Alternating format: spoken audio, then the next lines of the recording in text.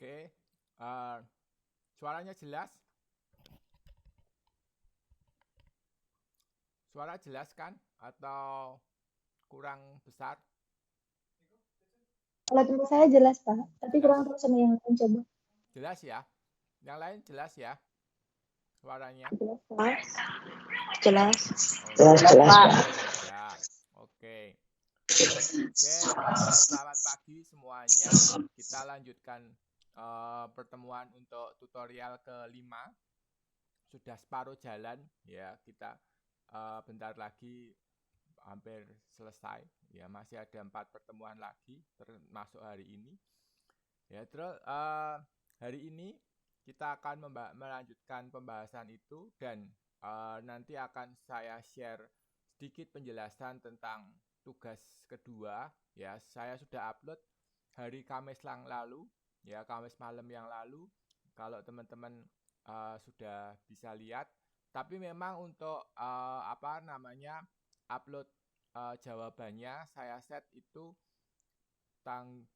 mulai hari Jumat Pak ya, atau saya lupa. Bentar. Sekalian saya mau konfirmasi dulu untuk, sepertinya kemarin yang terakhir itu saya cek itu semua sudah ngisi ya.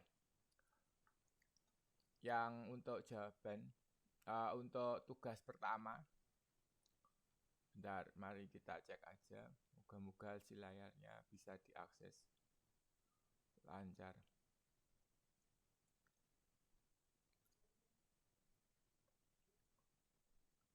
Oke, kita lihat di sesi 3 ini yang belum, sepertinya kemarin sudah semua. Oke, sudah semua ya. Pengumpulan tugasnya. Berarti nanti saya tinggal koreksi dan nanti feedbacknya saya langsung dari sini gitu ya. Langsung ada di si layar. Jadi nanti bisa dilihat sendiri-sendiri masing-masing feedbacknya seperti itu. Terus untuk tugas, sekalian aja ya, saya jelaskan untuk tugas kedua. Ya, jadi kita sudah masuk ke sini ya di tugas kedua. Oke, minggu depan dikumpulkan sama pengumpulannya tanggal 28 Mei itu terakhir.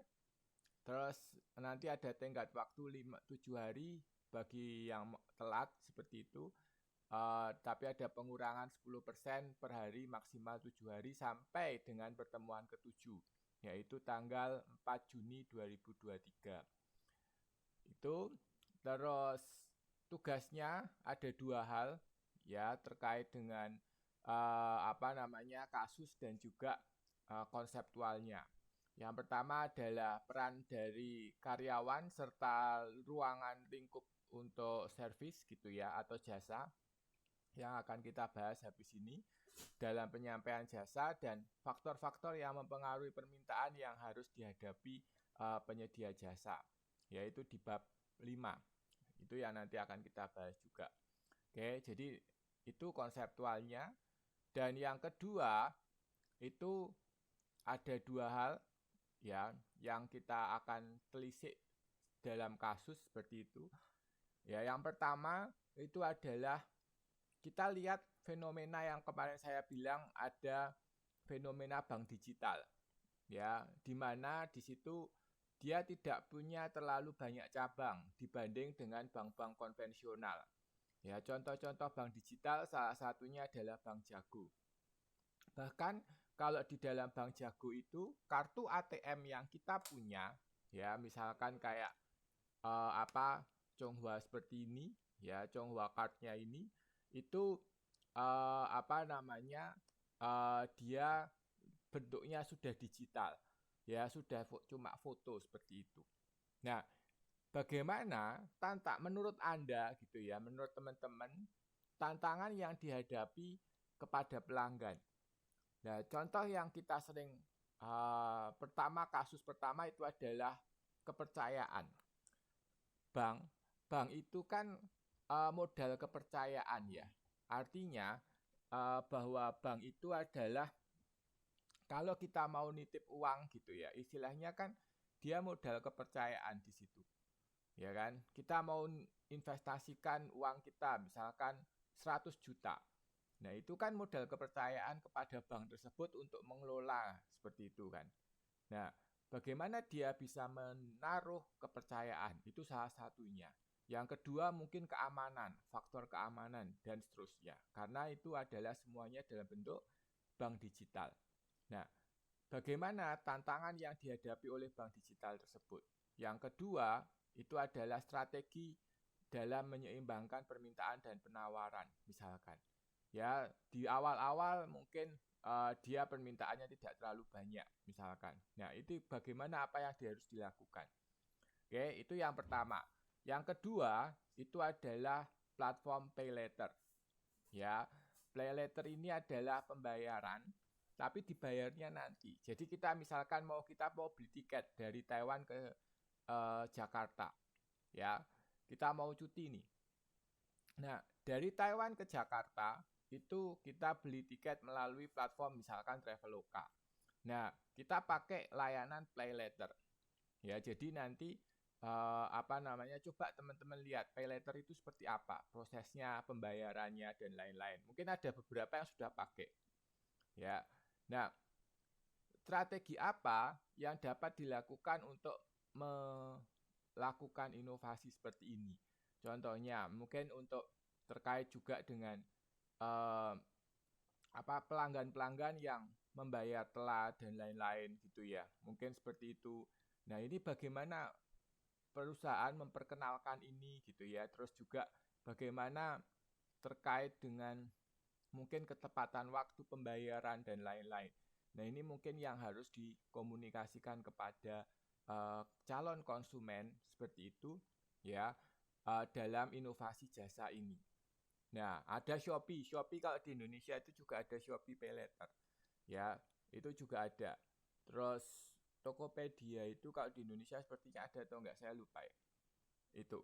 Ya, jadi ada Pay Later, layanan Pay Later.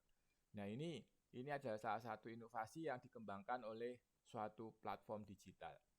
Ya. Nah, ini coba teman-teman lihat seperti itu. Bagaimana platform tersebut bisa mengkomunikasikan jasa yang ada, inovasi semacam ini.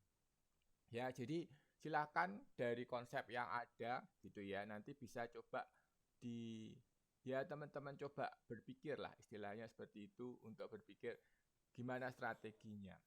Ya, itu. Karena kita ini kan sekarang terutama gitu ya, itu kan ekonomi digital itu kan merupakan salah satu peluang tinggi gitu ya dalam kedepannya. Bahkan pemerintah Indonesia pun juga sangat concern atau sangat menaruh perhatian terhadap ekonomi digital ini. Oke, nah itu yang kita harus coba gali, kita harus tahu ya, kita harus tahu terkait dengan, mumpung ini juga terkait dengan jasa. Oke, seperti itu ya. Ada yang mau ditanyakan dulu terkait dengan tugasnya? Jelas ya. Mungkin kalau di Taiwan saya belum pernah tahu apakah ada pay later seperti ini. Mungkin ada yang mau share, ada yang tahu pay later di Taiwan, di Shopee atau Momo atau PC Home misalkan. Ada yang pernah tahu? Belum pernah ada ya pay later ya? Pernah sih Pak, pernah lihat tapi nggak pernah pakai. Mereka kan biasanya pakai itu yang kayak wallet gitu loh Pak, dompet digital gitu. Oh, oke. Itu berarti pakai Line atau pakai Bank Taiwan? Dia kayaknya pakai kayak aplikasi gitu, kayaknya pakai Line deh Mbak. Jadi kayak majikan bilangnya Cece gitu ya, majikan aku juga pernah ngomong juga sih. Cuman dia kan kayak ngebahas tentang bayar pakai pernah ini bayarnya pakai HP itu kayak misalnya wallet gitu, dompet digital gitu pakai. Terus dia bilang, iya di Line juga ada, kata dia bilang kayak gitu kan. Terus tapi dia bilangnya, tapi aku nggak pakai. Kenapa? Aku bilang gitu kan. Bukannya itu canggih terus praktis, aku bilang gitu ya kapan Pak. Terus dia bilang gini, kan aku takut kalau HP-nya hilang nanti ada orang yang pakai habis duitnya.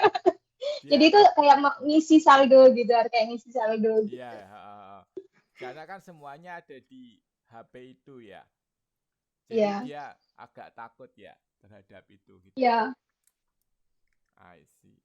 Oke, mungkin nah itu salah satunya ya. Jadi gimana kalau misalkan pay letter itu digunakan oleh orang yang bukan haknya, misalkan seperti itu, HP hilang atau apa, lah itu mungkin juga bisa dikomunikasikan bagaimana seperti itu.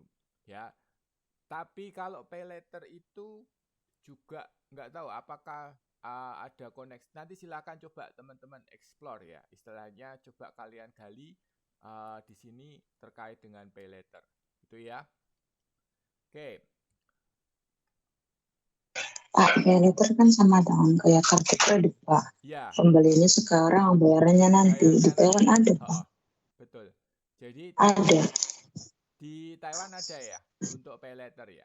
ada, ada, Pak. Oke. Itu tapi kita nggak punya kartu kredit ya. Dalam istilah kalau pay letter itu tidak ada kartu kredit bentuknya ya. Cuma sepertinya itu tanggung dari platformnya seperti itu. Kalau nanti coba kalian gali ya lebih dalam. Mungkin dari teman-teman nanti ada yang bisa bisa dapat sesuatu yang lain gitu ya. Nah itu sambil dibaca coba. Oke, ada lagi. Itu ya terkait dengan tugasnya ya, yang tugas kedua ini nanti silahkan dicoba dikerjakan seperti itu terkait dengan inovasi-inovasi jasa terutama di sektor keuangan. Saya ambilnya ini di sektor keuangan semua, yaitu ada bank digital dan ada pay letter seperti itu. Oke. Terus di mana ya? Yang diskusi apa ya? Itu juga saya pakai kasus yang baru-baru ini gitu ya. Terkait dengan permintaan berobat ke luar negeri ya, dan juga yang berikutnya adalah tiket Coldplay di Indonesia yang merupakan sekarang lagi booming, istilahnya seperti itu ya. Karena beberapa orang sampai rela ngantri gitu ya. Kalau lihat fenomena kemarin itu, lihat di TV streaming itu, terus ada juga yang bahkan sampai rela jual emas gitu ya atau tabungannya untuk lihat konser Coldplay, dan bahkan tunggu antriannya itu bisa sampai 1 jutaan orang atau berapa seperti itu. Nah itu mungkin silahkan nanti kalau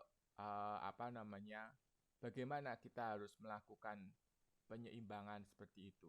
Nah ini baru Mbak Siti nih yang baru rajin Mbak Siti.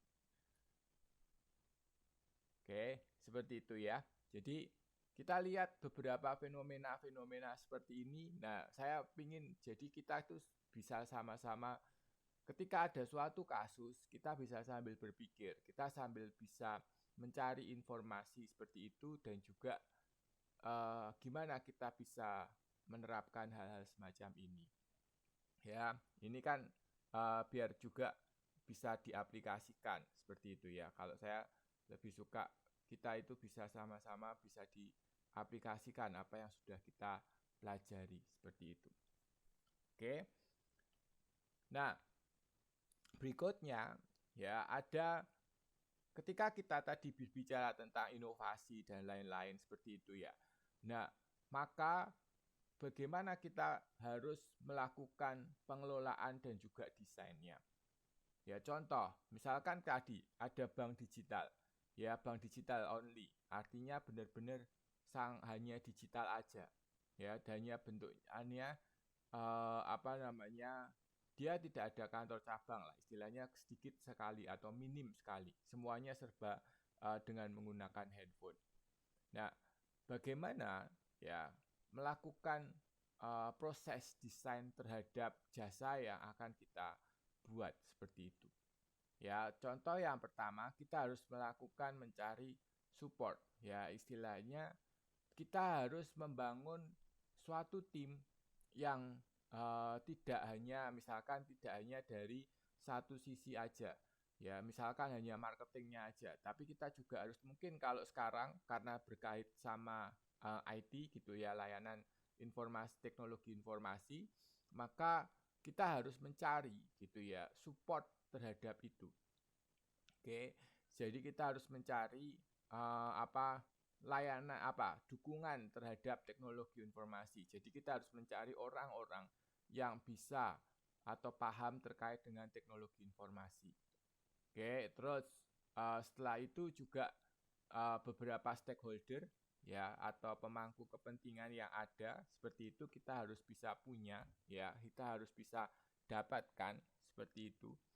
Oke, terus yang berikutnya lagi itu adalah bagaimana kita mendefinisikan goal atau tujuan dari kita. Ya, jadi apa yang kita punya dan blueprint seperti apa yang kita harus lakukan seperti itu. Terus juga kita harus melakukan mungkin beberapa market riset ya, seperti riset pasar. Kan beberapa sekarang banyak tuh di Indonesia konsultan-konsultan riset pemasaran. Ya kan? Jadi kita mau lihat konsumen kita itu apa yang benar-benar kita inginkan. Ya, jadi banyak jasa-jasa terkait dengan riset pasar seperti itu. Oke.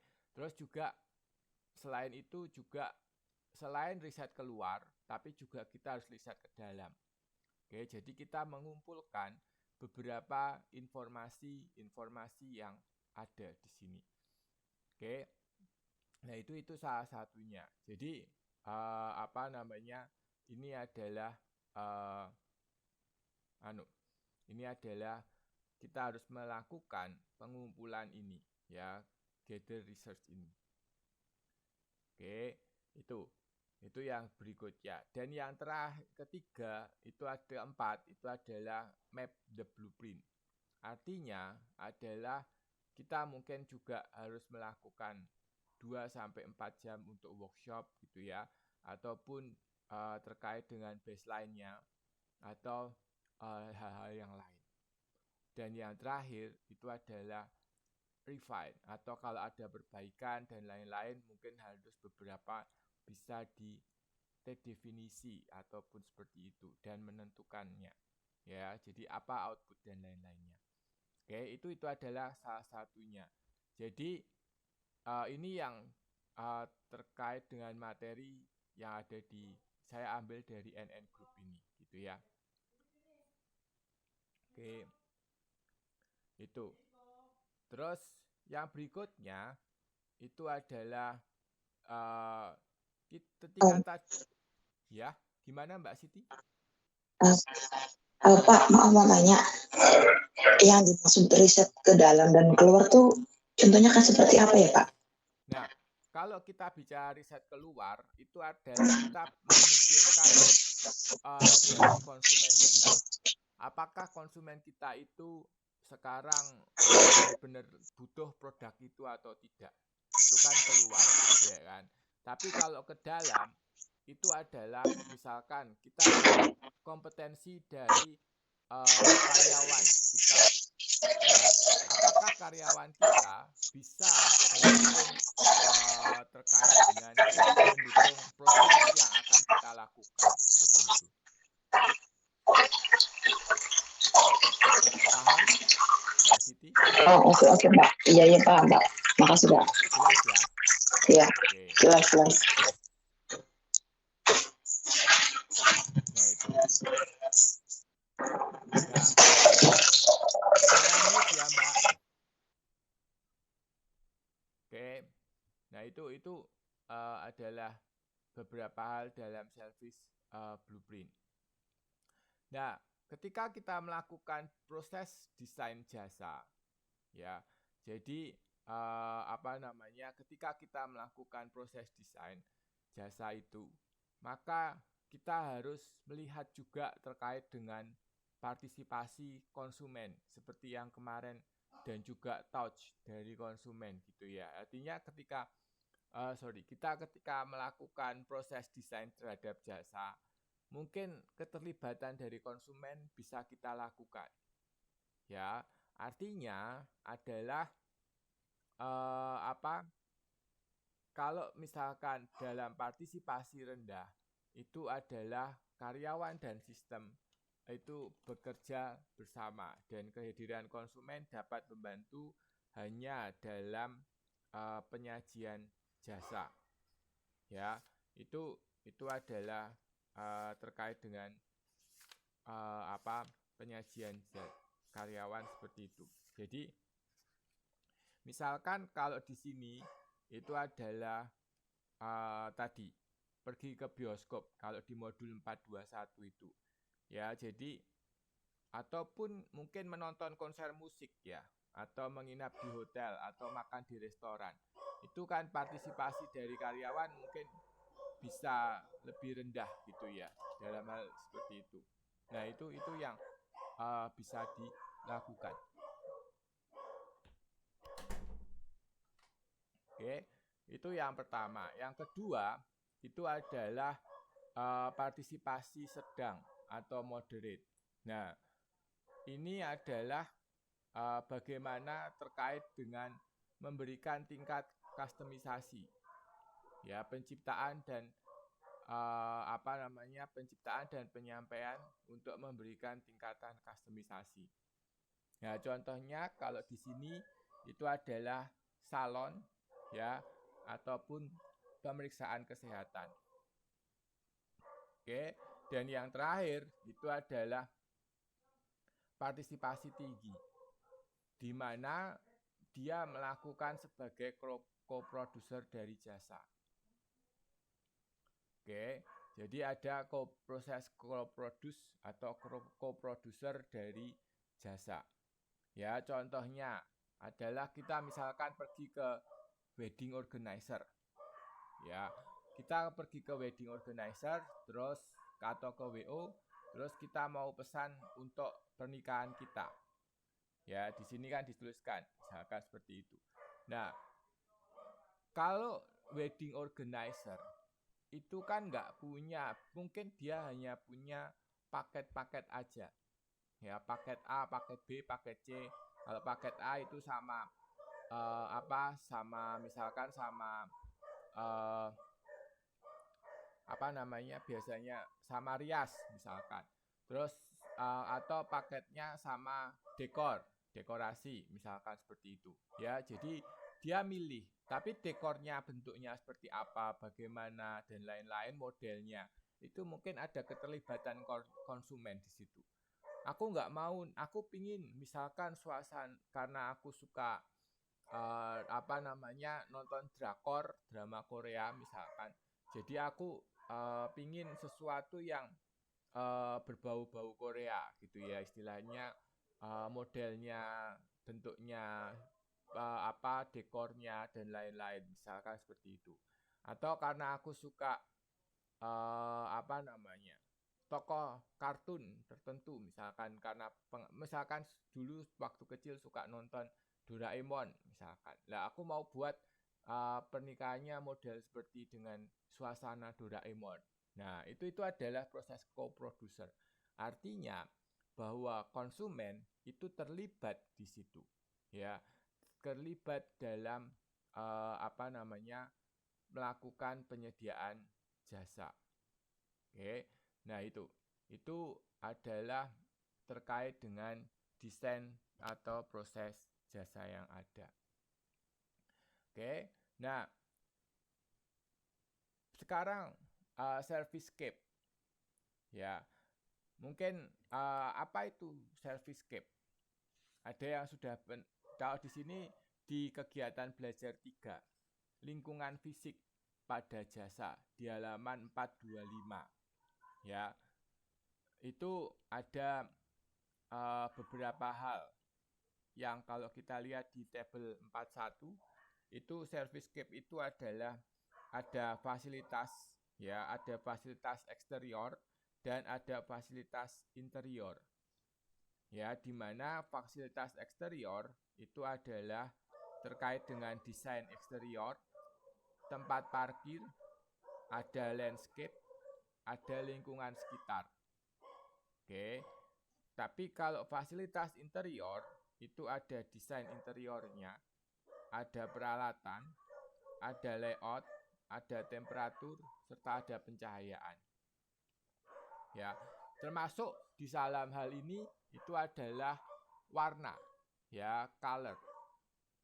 Oke, warna interior. Misalkan kita mau cat warna restoran kita gitu ya dengan warna oranye misalkan. Nah, itu bisa dilakukan seperti itu. Oke, itu adalah salah satunya. Ya, terus mungkin pencahayaan. Pencahayaan juga bisa kita atur, istilahnya seperti itu. Ya kan? Pencahayaannya kita bisa atur baik terang, gelap gitu ya. Suasananya karena pencahayaan itu berkaitan juga dengan dengan suasana. Ya, apa yang mau kita ciptakan atau dapatkan seperti itu. Oke. Nah, itu salah satunya. Contoh nih, kalau kita pernah mungkin kalau kayak ke museum, ya, ke museum Chiang Kai-shek. Oke, di museum Chiang Kai-shek ada yang sudah pernah, ada yang belum pernah, mungkin. Kalau di Taipei, Chiang Kai-shek misalkan. Pernah, Pak. Pernah. Chiang Kai-shek berkali-kali, Pak. Oh, udah bosen ya, Mbak ya? Bosen. Oke. Nah, kalau Chiang Kai-shek menurut bagaimana dengan pencahayaannya? Chiang Kai-shek. Iya, untuk bagian luar ya, di dalam itu loh, Pak. Bagian luar. Ya, di dalam atau di luar? Satu-satu. Silakan, sahabat dulu. Di luar dulu, Pak. Yo, Suci, Mbak. Siapa dulu? Suci. Saya dulu. Boleh. Untuk di luar ya. Bagian luar ya, gedung bagian luar. Itu kalau siang itu emang megah banget sih, bagus untuk foto-foto gitu, Pak ya. Itu unik gitu, seperti kayak di Korea, Jepang kayak gitu. Nah, tapi kalau untuk malam hari tidak banget, soalnya malam hari itu nggak ada lampunya. Harusnya kalau malam hari, kalau dikasih lampu itu buat foto-foto malah makin bagus. Kayak di museum yang di sini itu loh. Museum apa ya? National Palace Museum itu loh. Iya. Itu kalau malam itu lampunya itu ngebior, jadi buat foto-foto itu bagus. Tapi kalau di Chiang Kai-shek, kalau malam itu gelap gulita. Jadi untuk bagian luarnya saya nilai 0 lah. Terus kalau untuk bagian dalam siang hari itu penerangan itu full lah. Menurut saya cukup lah. Dan ada pemandu acaranya juga. Maksudnya pemandu good-nya itu loh.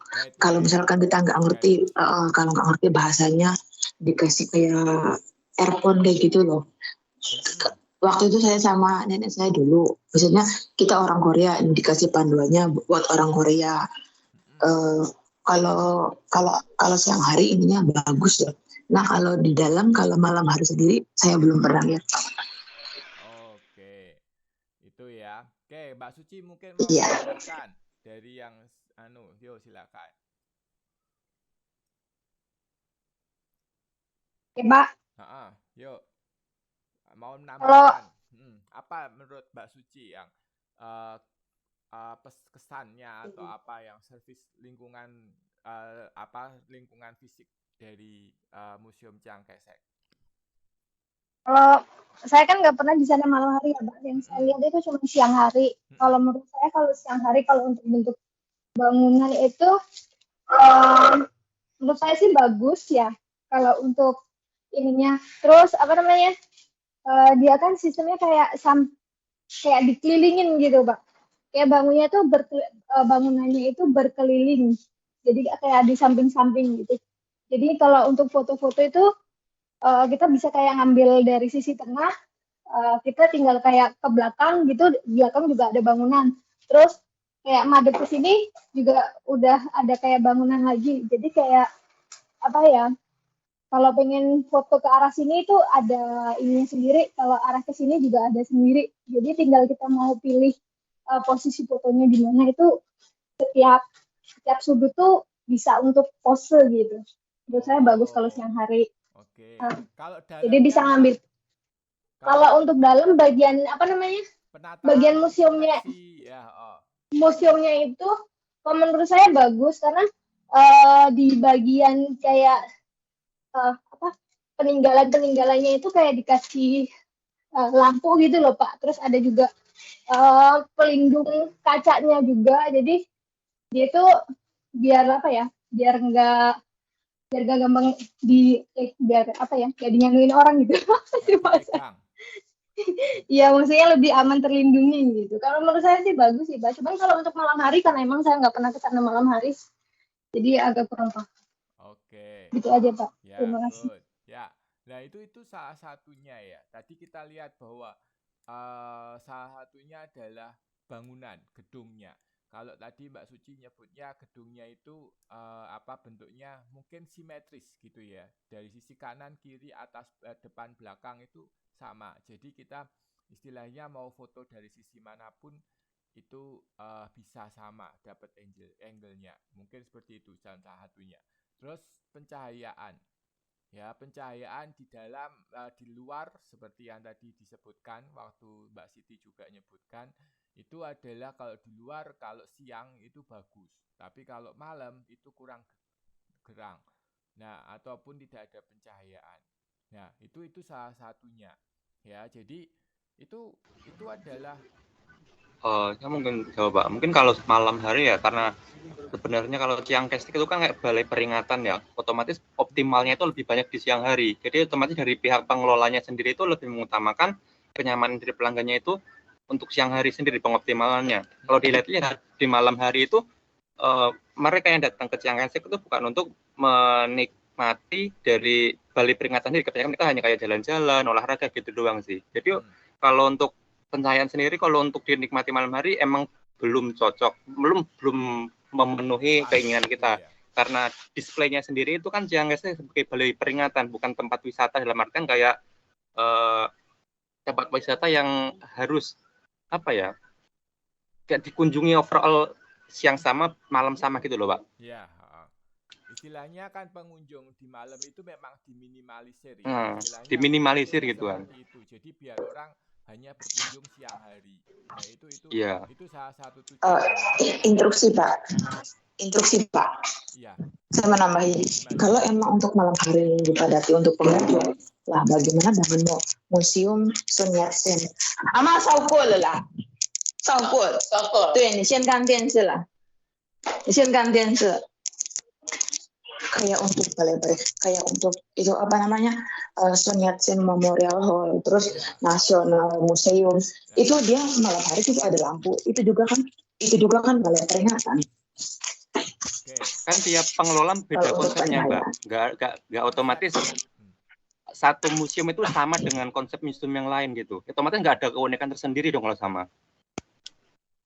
Itu salah satu tujuan ya. Istilahnya mungkin saya nggak tahu desain awalnya seperti apa, kenapa kok lampunya seperti itu kan. Tapi bisa jadi karena kan Chiang Kai-shek kan istilahnya bapak bangsa ya bagi Taiwan ya, ya kan. Nah, mungkin pengaruhnya lebih kuat, lebih gimana ya? Mungkin salah satunya juga lebih kuat atau apa saya juga tahu. Nah, itu mungkin juga mungkin gini, Pak. Sebagai contohnya kita anggap aja Monas Jakarta lah. Kita pergi ke Monas itu kalau malam hari sama siang hari bagusannya mana sama kan kayak displaynya di siang gesek. Kalau siang hari otomatis terang, kalau malam hari kalau orang pergi ke Monas itu rata-rata ya gelap gitu. Karena apa optimalnya itu di siang hari gitu. Oh, tapi kalau Monas itu ada lampu, Mas. Kalau Iya, benar, Pak. Tapi masih kurang juga sama kayak di Ciangkesek sih. ya, kalau di Monas itu agak agak terang dikit lah istilahnya seperti itu. Mungkin atau view-nya juga kalau malam hari kurang bagus ya kalau di Ciangkesek sekitarnya. Mungkin juga bisa. Jadi orang itu memang tidak dipancing untuk ke sana malam hari. Istilahnya seperti itu. Beda dengan lokasi museum yang lain. Atau mungkin juga terkait dengan jam operasional. Kalau dilihat Google Review ya Pak, kalau Ciangkesek itu ramainya dari jam 9 pagi sampai jam 5 sore paling ramai itu. Kalau malam itu apa ya, yang ke situ makin sedikit-sedikit itu kan. Sedikit. Nah. Iya. misalnya apa ya, dari pihak operasionalnya itu menambahkan lampu lah. Tapi kalau pengunjungnya sedikit-sedikit otomatis juga makan biaya Iya, juga iya, kan, iya. otomatis mereka juga butuh perhitungan juga untuk itu kan. Ya, itu juga bisa. Jadi memang pengelola itu mendesain sesuatu, jadi mungkin juga terkait dengan operasional dan lain-lain juga. Jadi memang banyak hal yang perlu dipertimbangkan ketika itu. Beda misalkan kayak di Kaohsiung itu kayak ke Lake Pond. Lake Pond itu lebih suka malah malam hari, lebih bagus kalau saya mikir ya daripada ketika siang hari. Karena kalau siang hari itu terutama kalau summer, wah panasnya setengah mati. Ya kan kalau di Kaohsiung, yang di Lake Pond yang apa namanya Teratai yang apa Lotus Pond, sorry, ya kan yang ada patungnya besar-besar itu loh, patung siapa itu yang ada naganya sama ada macannya itu. Yang naga 2 itu Pak. Ya, naga terus ada macan, ada apa? Iya. Ada Kuan Im-nya segala itu. Nah, itu kan itu kalau siang hari panas banget itu kalau pas summer itu. Ya kan, tapi lebih bagus pencahayaannya, tapi pencahayaannya juga lebih bagus kalau malam hari itu. Tapi memang di sana meskipun pencahayaannya bagus, tapi malam hari itu sepi relatifnya. Kalau kemarin beberapa saat yang lalu pergi ke malam gitu, memang sepi. Meskipun di sana pencahayaannya juga sudah cukup terang menurut saya. Ya, jadi banyak hal yang dipertimbangkan seperti itu. Ya, jadi salah satunya itu bisa seperti itu. Oke. Nah, nah teman-teman bisa lihat juga kan, ada perbedaan pencahayaan dan lain-lain, kebijakan pencahayaan dan lain-lain dari 3 museum tadi yang sudah kita bahas misalkan. Ya, dari yang Sun Yat-sen misalkan, terus ada National Palace Museum dan yang berikutnya ada Chiang Kai-shek. Ya, dari situ aja sudah kelihatan bagaimana ada perbedaannya. Nah, itulah bagaimana kenapa kita harus membuat suatu konsep servicescape yang ada. Ya, itu satu hal. Belum lagi beberapa hal yang lain. Misalkan, aspek yang lain adalah contohnya busana karyawan. Ya, nah, busana karyawan itu juga akan berpengaruh. Ya, orang hotel misalkan, ataupun kenapa kok pramugari di China Airlines pakai tampilan modelnya seperti itu, ya. Tapi kalau di Indonesia misalkan kita pakai batik air ataupun mungkin pakai Garuda Indonesia gitu ya, itu kan beda, ya kan. Dia lebih kayak kebaya ya itu ya, atau apa, bawahnya itu kayak pakai jarik gitu ya kalau yang Garuda kan istilahnya kan konsepnya berbeda dengan China Airlines ataupun Eva Air. Eva dengan China aja sudah beda, ataupun Eva dengan Starlux itu sudah beda. Ya, padahal Eva dan Starlux itu kalau nggak salah ada hubungan kerabat seperti itu misalkan. Ya, itu satu hal lagi, busana karyawan, seragam misalkan, ya, dan lain-lainnya. Nah, ini yang perlu kita lihat, ya, perlu kita pertimbangkan ketika kita membangun suatu servicescape. Oke, seperti itu. Termasuk kalau di Indonesia, mungkin juga kita perlu pertimbangkan misalkan parkir gitu ya. Istilahnya itu kan juga mempengaruhi pelayanan jasa kita ya, istilahnya ya kan. Kalau seringkali kalau saya di internet misalkan seperti itu, ada yang celoteh gini. Ya, kita itu kalau di ATM, ya, di situ ada tukang parkir, itu salah satu inflasi tertinggi. Ya, kita mau ngambil 50.000 misalkan hanya mengambil 50.000 di ATM sekali ngambil, tapi kita udah kena parkir 2.000 atau 1.000.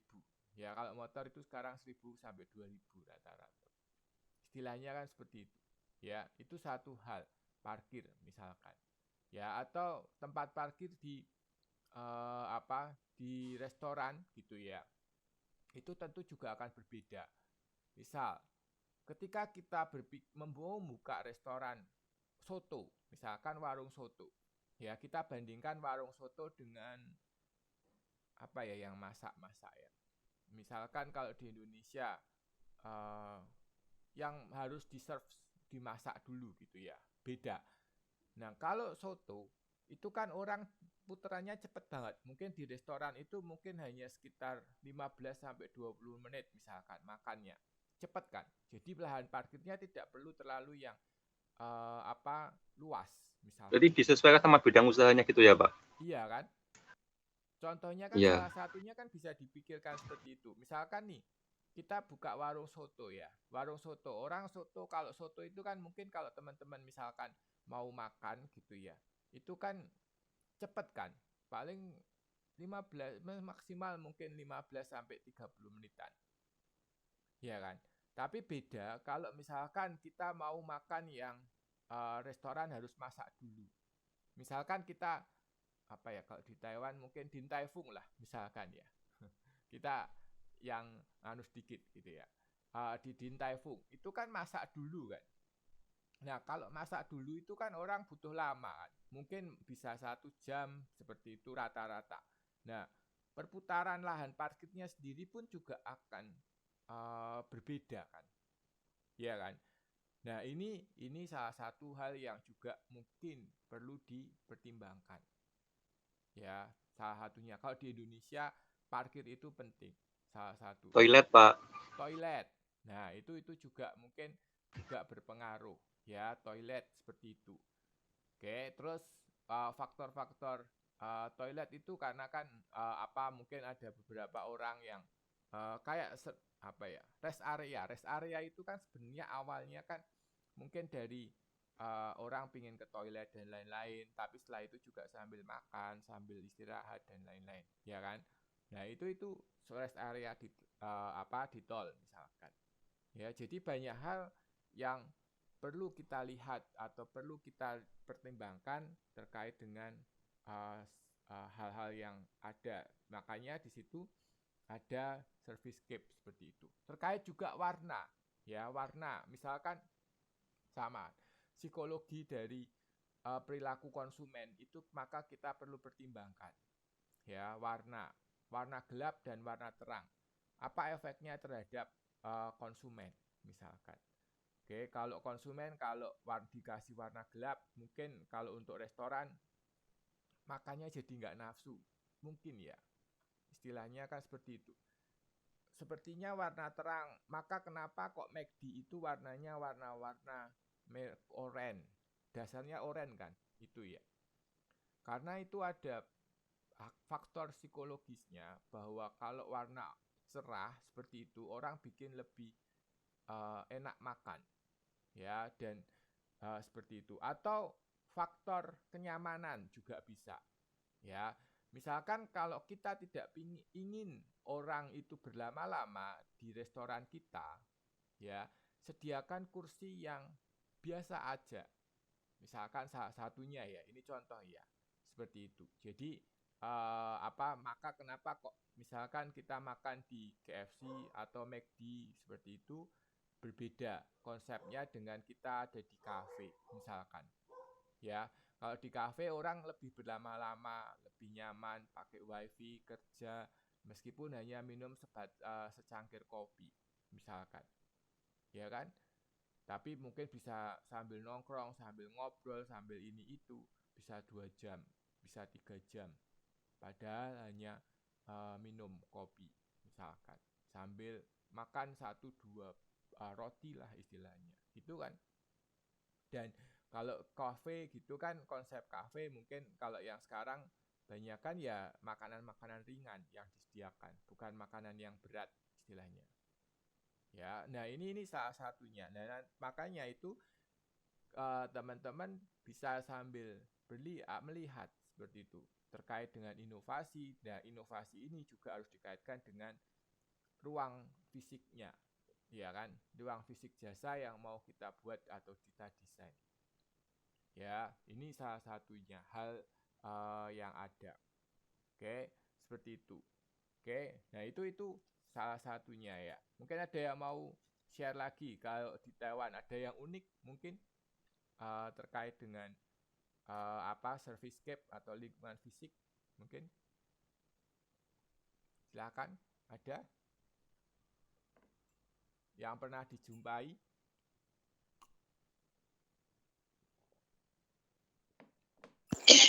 Itu kayak ini Pak, Boleh kayak dijelaskan Mbak Siti.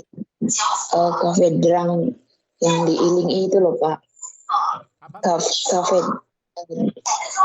kafe apa namanya Kak, drang kafe yang di Iling itu loh Pak. Oh, Apa kursinya kan yang viral itu loh. Kursinya kan pakai kursi yang kayak bantal empuk-empuk gitu. Terus pemandangannya kan lihat Iling gitu. Itu eh, tapi harganya di situ mahal banget sekali makan itu loh. sampai berapa itu Mbak? Dari sisi kenapa? Sampai berapa makanannya? Harganya? Kalau nggak salah 800. Saya sendiri belum pernah kan, cuman saya lihat review-reviewnya itu loh. Katanya 500 apa 600 itu cuma dapat minuman doang atau kue gitu. Cuman di situ tuh enaknya tuh menikmati pemandangan gitu, pemandangan Iling ini terus sama lampu sisi-sisi kota itu. Oke. Terus satu lagi kafe yang di Yangmingshan itu bukannya tuh mulai arah ke malam hari, melihat pemandangan dari ketinggian lampu-lampu, terus kafenya tuh bagus banget Pak. Apa Menurut itu? saya itu sisi unik dari kafe yang di Yangmingshan. Kafe yang di Yangmingshan itu eh, apa ya namanya, kafe apa saya lupa gitu. Dia bukannya tuh dari sore ke malam hari gitu. Itu terkenal banget. Lihat pemandangan. Menurut saya itu sisi unik dari sebuah pencaharian ya. Terus dari keindahan, sama apa ya bentuk ruangannya gitu. Di luar kan bukan kayak di dalam gitu. Jadinya lain juga salah satu bentuk dari service estate. Oh iya, betul. Itu salah satunya ya, pemandangan. Kalau kafe itu juga berpengaruh sih ya. Contohnya yaitu tadi, misalkan di Kalau situ. yang di Gunplay itu harus sih kayak lebih jual display sih kalau saya sendiri. Gimana Mas maksudnya? Yang dimaksudkan tadi itu kan yang di Taipei, yang di Link pun namanya itu Drugplay. Oke, ya. Yaitu kalau nggak salah kafenya di atas ketinggian 65 meter kalau nggak salah, itu lebih apa loh menurut saya itu ngejual display. Kalau orang yang udah masuk ke sana itu tempatnya itu Instagramable itu loh Pak. Cocok buat anak muda yang suka foto-foto di situ. Kalau dari segi makanannya sih overall sama kafe-kafe yang ada di Taipei rata-rata sih. Untuk harganya bisa dikatakan lebih mahal dari kafe yang menawarkan produk yang sama gitu. Tapi yang unggul dari mereka itu kayak displaynya itu lebih menarik daripada kafe-kafe yang lain. Terus ditawarkan dari mereka itu kayak kafenya itu di atas ketinggian. Jadi bisa menikmati suasana Taipei malam hari itu lebih keunggulan mereka. Gitu ya, lebih iya. Gitu ya. Apalagi PO-nya itu, point of view-nya itu dari Iling sendiri-sendiri. Iling E. Oke. Saya malah belum pernah tuh yang ke situ. Kalau berarti kita lihat dari atas, dari Taipei dari atas seperti itu ya. Iya. Jadi kalau itu cuma sebelah nggak jauh dari Taipei Iling kok, Pak. Oke. Berarti itu dekat sama apa Gunung Gajah itu, Mas? Enggak sih, Pak. Beda. Lebih dekat ke Taipei Iling-nya malah. Oke. Kalau Gunung Gajah Lepenmon itu kan di Xiangshan ya. Kalau itu kan di sini Pak, ini Pak. Oke, di sini. Iya. Berarti pakai tetap jalur merah ya MRT-nya ya? Ya, jalur merah, Pak. Oke, malah saya belum pernah itu kalau yang di situ. Tapi rata-rata ya bisa dikatakan yang ke sana itu satu kayak customer-nya itu anak muda kalau orang Taiwan sendiri antara umur 17 sampai 40-an lah ya. Terus bisa dikatakan golongan menengah ke atas itu. Soalnya karena rata-rata sendiri sudah mahal. Iya, harganya cukup mahal. Rogoh kocek lah kalau kasarannya gitu. Iya. Ya kalau tadi aja kalau seperti yang dibilang Mbak Siti misalkan 500 itu hanya dapat kopi misalkan seperti itu ya orang mikir-mikir ya kan.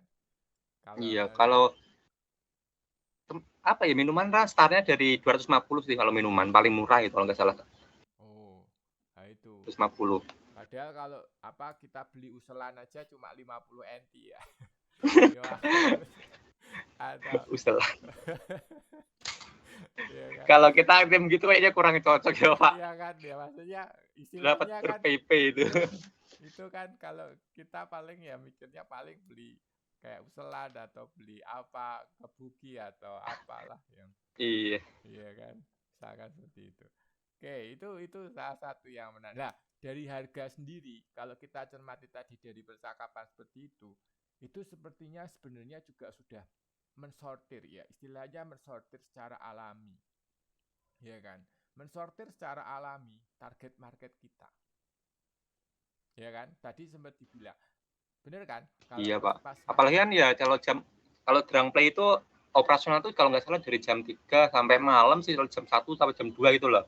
Karena rata-rata orang yang keluar segitu kan dia umur antara 17 sampai 40 kan, nggak masa umur 50 kan keluar malam kayaknya nggak mungkin juga gitu kan, ya. nongkrong di kafe tengah malam gitu kan. Ah, bener itu ya, berarti tadi harga dan jam operasional itu mungkin akan sangat berpengaruh terhadap target market kita ya, terutama harga itu sangat-sangat akan mensortir sendiri ya, akan mensortir secara alami orang yang mampu berangkat atau enggak, istilahnya seperti itu ya. Orang akan mikir kalau misalkan untuk harga segitu ya, untuk hanya dapat secangkir kopi misalkan seperti itu, beli di 7-Eleven aja sudah bisa untuk berkali-kali gitu kan, sampai mungkin bisa beli 10 cup ya kan, seperti itu istilahnya. Akan berbeda lah istilahnya, target marketnya akan berbeda ya. Nah, itu salah satu juga cara tadi marketing mix untuk kaitannya dengan target market konsumen ya, maka harga itu juga salah satu yang berpengaruh. Kecuali kalau misalkan kayak konser, beda hal ya. Kalau konser itu fans ya, artinya salah satunya fansnya itu sangat bener-bener aku pingin ketemu si idol saya gitu ya istilahnya. Nah, itu orang akan berlomba-lomba istilahnya. Kayak loyalitasnya itu ya berarti Pak. Ya kan. Kalau udah sayang kan ya kayak mau ngorbanin apa aja gitu kan ya. Jadi istilahnya kita mau ketemu sama orang yang kita suka gitu ya istilahnya. Nah, itu kita mau korbanin apapun. Ya, contoh ya itu kayak yang tadi saya ceritakan, tiket konser Coldplay yang sekarang itu. Nggak tahu kalau di Taiwan itu fenomenanya apakah sampai seperti itu atau enggak. Ya. Tapi kalau di Indonesia yang saya kemarin baca dan lihat TV streamingnya itu, yaitu bener-bener sampai ada yang pergi ke warnet, terus ada juga yang sampai jual aset segala. Iya Pak, kemarin saya jokiin tiket itu lumayan ramai Pak. Oh. Sampai ngeblank Pak. Oh, ikut juga Mas? Yang di mana? Saya jokiin tiket Pak ya Pak. Joki lumayan uangnya. Di Indonesia. Kalau di Taiwan kan internet lebih stabil itu ya. Tapi kemarin juga sempat down juga sih linknya, websitenya. Oh. Saya cuma dapat 5 doang saya. Padahal ordernya banyak, dapat 5. Oh. Dapat kan itu terus dapat harga dijual atau just tip Mas itunya.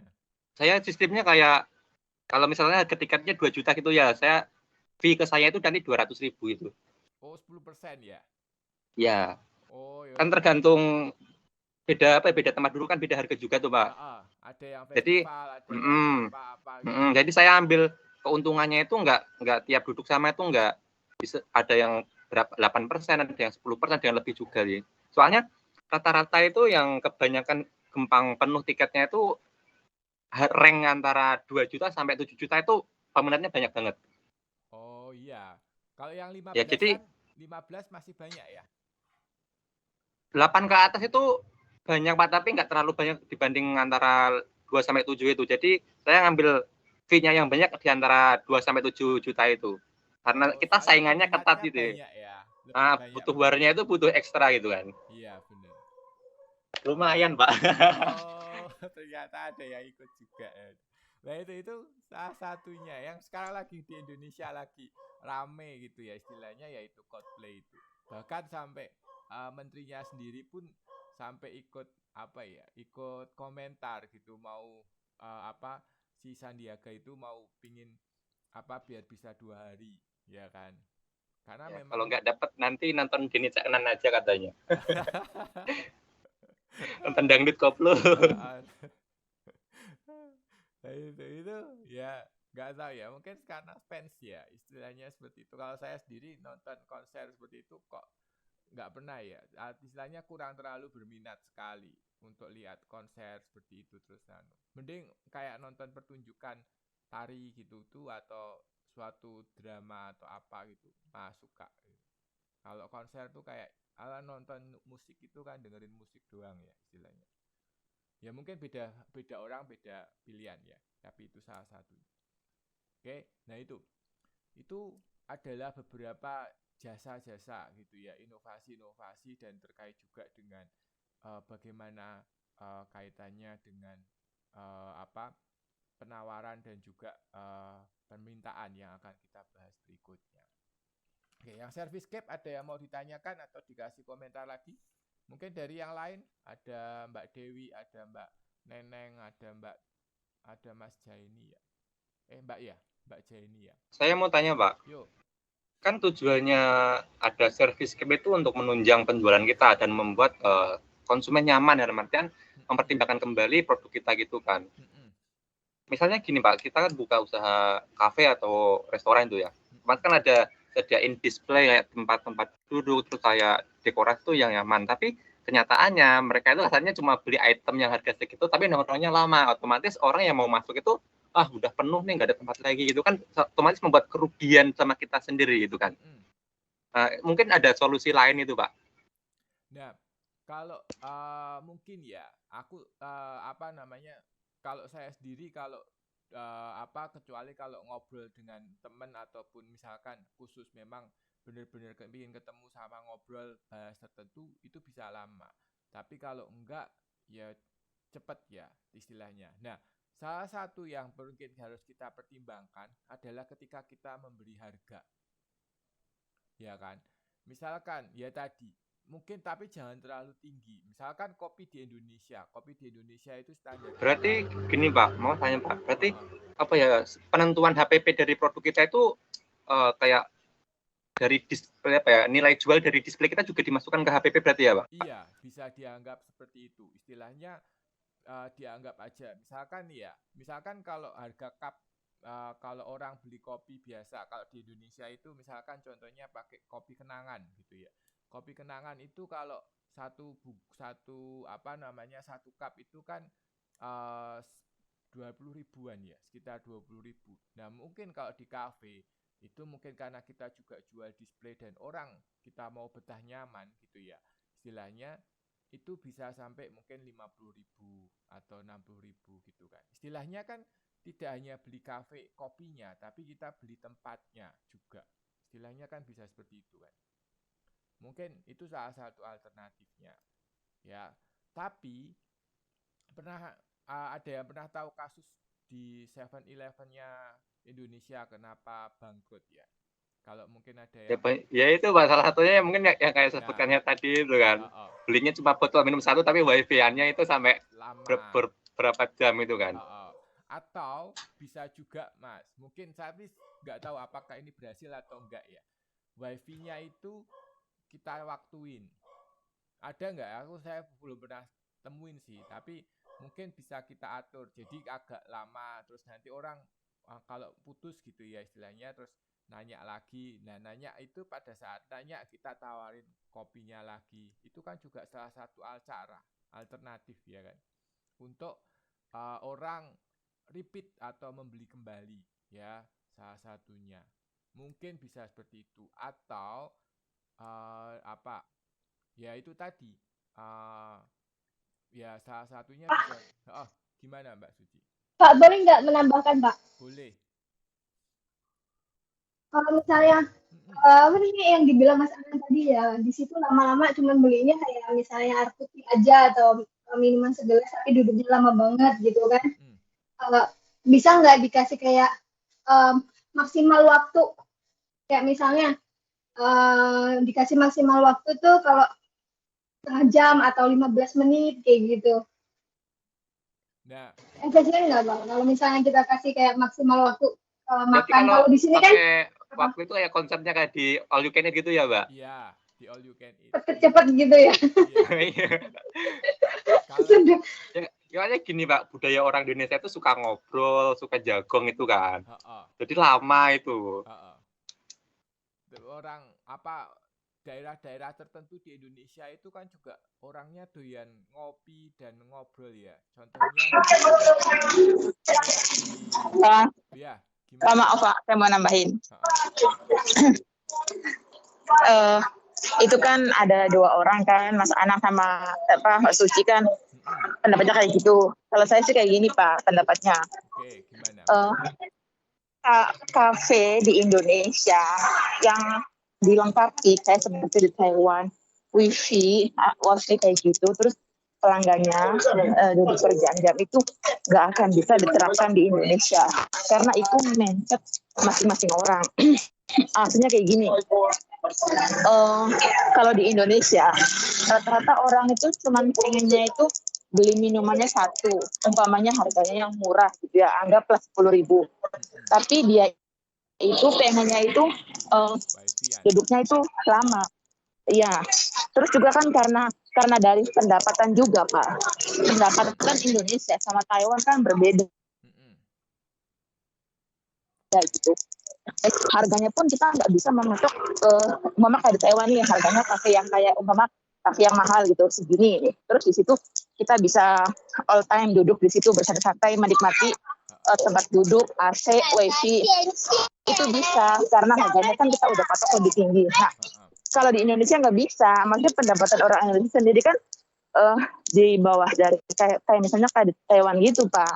Jadi Ya. menurut saya penerapan yang seperti ini nih menikmati fasilitas duduk, wifi itu nggak bisa diterapkan di Indonesia. Makanya kafe-kafe yang seperti itu di Indonesia semuanya pada bangkrut kan Pak, nggak ada yang bagus. Padahal apa namanya Seven itu kayak di Jepang, Korea, Taiwan aja Seven itu bagus kan Pak. Maksudnya itu banyak peminatnya, tapi di Indonesia sendiri nggak bisa maju gitu Pak. Ya itu penyebabnya intinya tuh nggak bisa diterapkan di Indonesia menurut saya sih Pak.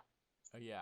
Penyebabnya kayak gitu. Itu Oh, itu salah satunya ya. Itu salah satu contoh yang kalau ada yang pernah sempat cuti dalam waktu-waktu ini, mungkin kalau kita lihat di atau setelah pandemi selesai inilah istilahnya setelah mungkin Taiwan buka border secara lebih leluasa, mungkin ada yang pernah cuti sebelumnya.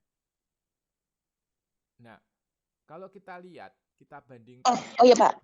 gimana? Saya loh. Oh iya, iya maaf Pak. Kayak kemarin aja saya beli di Naicha di Gongguan ya Pak. Padahal Mm-mm. harganya itu biasa ya. Satu satu cup itu 50-60. Di situ ruangannya ber-AC juga, tempat duduknya enak, nyaman gitu loh. Ada wifi-nya, tapi wifi-nya itu dikasih gitu. Kalau kita minta ya dikasih password-nya gitu. Bisa duduk seharian di situ Pak. Karena di harganya juga dia udah nentuin. Mas itu udah ditarik sekian gitu. Harganya sih menurut saya nggak mahal-mahal amat ya 60 satu satu cup gitu. Tapi Mm-mm. saya nanya, bisa kok duduk di sini seharian katanya. Kayak gitu Pak. Oke. Nah, tapi kalau kita berpikir ya, itu salah satunya bisa seperti itu. Atau cara yang kedua, kita bisa asumsikan. Misal ya, contohnya, orang yang benar-benar bisa mau nongkrong benar-benar lama dalam waktu lama itu berapa persen sih dari pengunjung kita. Nah, itu bisa kita pelajari. Nah, dari situ mungkin kita bisa dapat ternyata kalau jam-jam sekian orang itu lebih banyak pengunjungnya A, B, C, D tipenya. Nah, yang dari A, tipe A itu biasanya mungkin sekitar 1 jam nongkrong terus selesai. Nah, itu tapi kita butuh observasi ya. Istilahnya kita butuh data dan observasi. Nah, di sini peran data yang kita punya. Ya, misalkan seperti itu. Jadi kita bisa menentukan strategi-strategi terkait dengan satu tempat. Ya, tempat dari yang kita punya ini jangan sampai overload. Istilahnya kan seperti itu kan. Sebenarnya kan tujuan utama agar membatasi dan lain-lain itu kan agar tempat kita overload kan, nggak overload. Jadi orang kita masuk, begitu masuk itu masih ada tempat. Tapi kalau orang masuk ternyata nggak ada tempat, orang akan lari, pergi istilahnya. Di sini nggak selalu penuh, ataupun bisa jadi dua hal. Bisa terus orang akan nyoba lagi, ya, atau orang akan mundur teratur. Nggak usah di sana deh, di sana selalu nggak ada tempat, gitu kan. Atau kok kayaknya, jadi ada bisa dua hal. Atau kok kayaknya di sana enak ya, mesti rame terus. Nah itu kan dua hal yang bisa jadi dua sisi yang berbeda. Ya, itu satu hal. Yang kedua, dia itu terkait dengan kapasitas juga ya. Istilahnya seperti itu. Tapi kalau kita berpikir, kalau misalkan ternyata kapasitasnya kita masih cukup dan orang mau nongkrong lama-lama, ya silahkan. Istilahnya kan kita nggak terlalu mikir kan. Mereka mau cuma beli 50 atau 100 atau mau beli 1 cup doang terus nongkrong 2 jam. Tapi selama kapasitas dari tempat kita itu masih memenuhi, ya harusnya nggak masalah kan. Toh kalau misalkan wifi ya, kalau kita langganan, kalau ini in case di Indonesia misalkan, kita itu kan wifi-nya itu kan kita ambil yang paket, pasti paket yang istilahnya yang unlimited kan. Istilahnya mau dipakai, mau buat berapa orang dan berapa jam dan lain-lain itu kan sama. Mau dipakai 10 orang, mau dipakai 100 orang. Itu kan istilahnya kuotanya tetap kita nggak akan menambah. Kita misalkan bayar 500.000 per bulan gitu ya. Mau dipakai untuk 10 orang, mau pakai untuk 100 orang, itu kan nggak masalah kan. Istilahnya. Toh mereka sendiri yang nanti akan berpikir, loh ini wifi-nya di sini lemot, istilahnya kan ya udah nggak usah pakai wifi di sini. Mungkin salah satunya juga bisa seperti itu. Tapi wifi itu kan salah satu fasilitas ya. Nah itu ya gimana ya? Kita bisa mempertimbangkan hal-hal seperti ini juga. Ya, itu salah satunya. Dua yaitu tadi kapasitas ya. Kapasitasnya sejauh itu masih menampung, orang mau duduk 2 jam, 3 jam ya so far oke gitu ya. Itu yang pertama. Terus yang kedua, kalau teman-teman mungkin pernah ada yang cuti dan lain-lain gitu ya, atau yang sebelumnya berangkat terus itu udah ada Indomaret Point, itu kenapa kok masih bisa bertahan, tapi Sevel kok nggak bertahan di Indonesia? Nah ini juga saya belum begitu pelajari lebih detailnya. Kenapa kok di Sevel itu bisa nggak bertahan, tapi kalau Indomaret Point kok masih bertahan? Bahkan tetap rame tuh. Ya, tetap banyak orang yang nongkrong. Ya, meskipun nggak banyak juga yang benar-benar nongkrong seperti itu. Itu satu hal. Terus yang kedua, sekarang di Indonesia itu ada Lawson. Lawson itu grupnya Alpha ya. Ini bukan promo ya, tapi kita lihat dari fenomena-fenomena biar teman-teman juga tahu. Nah ini juga bisa nongkrong.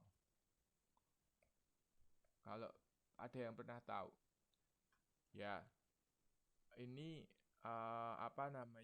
kayak gini konsepnya. Ini grupnya Alpha. Ini di Indonesia juga lagi lumayan rame.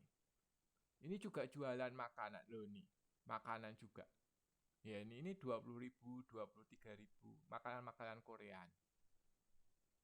Ya, Korea Festival ini. Jadi ini juga rame. Ini grupnya Alfamart ini. Oke. Nah, itu nih, ya kan hanya 10.000 oden. Ini ada apa lagi? Bento dan lain-lain. Ya. Dia punya khusus tempat untuk nongkrong di lantai 2. Cuma memang kayaknya dibuat setidak nyaman mungkin ya. Istilahnya konsepnya dibuat biasa aja. Kenyamanannya enggak yang wah gitu ya. Bahkan cuma kursi biasa sama mejanya meja kecil. Mungkin ada enggak ya? Kita coba lihat ya.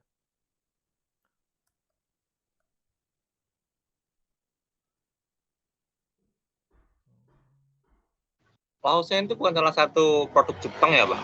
Jepang apa Korea ya? Korea Jepang ya? Jepang Pak kalau nggak salah. Soalnya setahu saya ya dulu pernah di sana itu banyak banget Lawson itu di Jepang sih. Di Korea kayaknya jarang sih. Ada tapi sedikit sih. Sedikit ya? Oh ya berarti Iya kalau nggak salah Jepang kalau Lawson itu.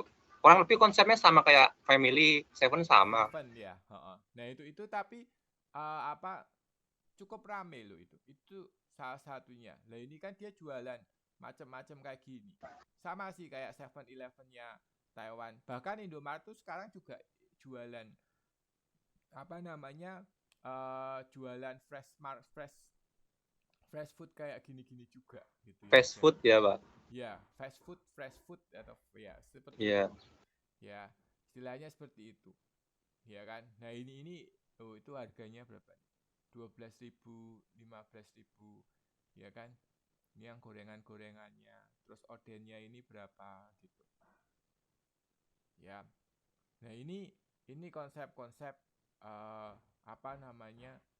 Yang sekarang mungkin juga minuman itu juga berpengaruh ya, cara-cara ada minuman-minuman macam-macam yang apa bisa dicoba seperti itu ya. Ini kan nah kayak gini-gini. Saya mau tanya Pak. Yuk gimana? Pertanyaan pertama, saya sendiri untuk wifi di Seven ataupun di Family Mart ataupun di Starbucks itu saya belum pernah mendapatkan wifi gratis ya Pak ya, kecuali toko-toko tertentu gitu Pak, yang saya meminta passwordnya langsung.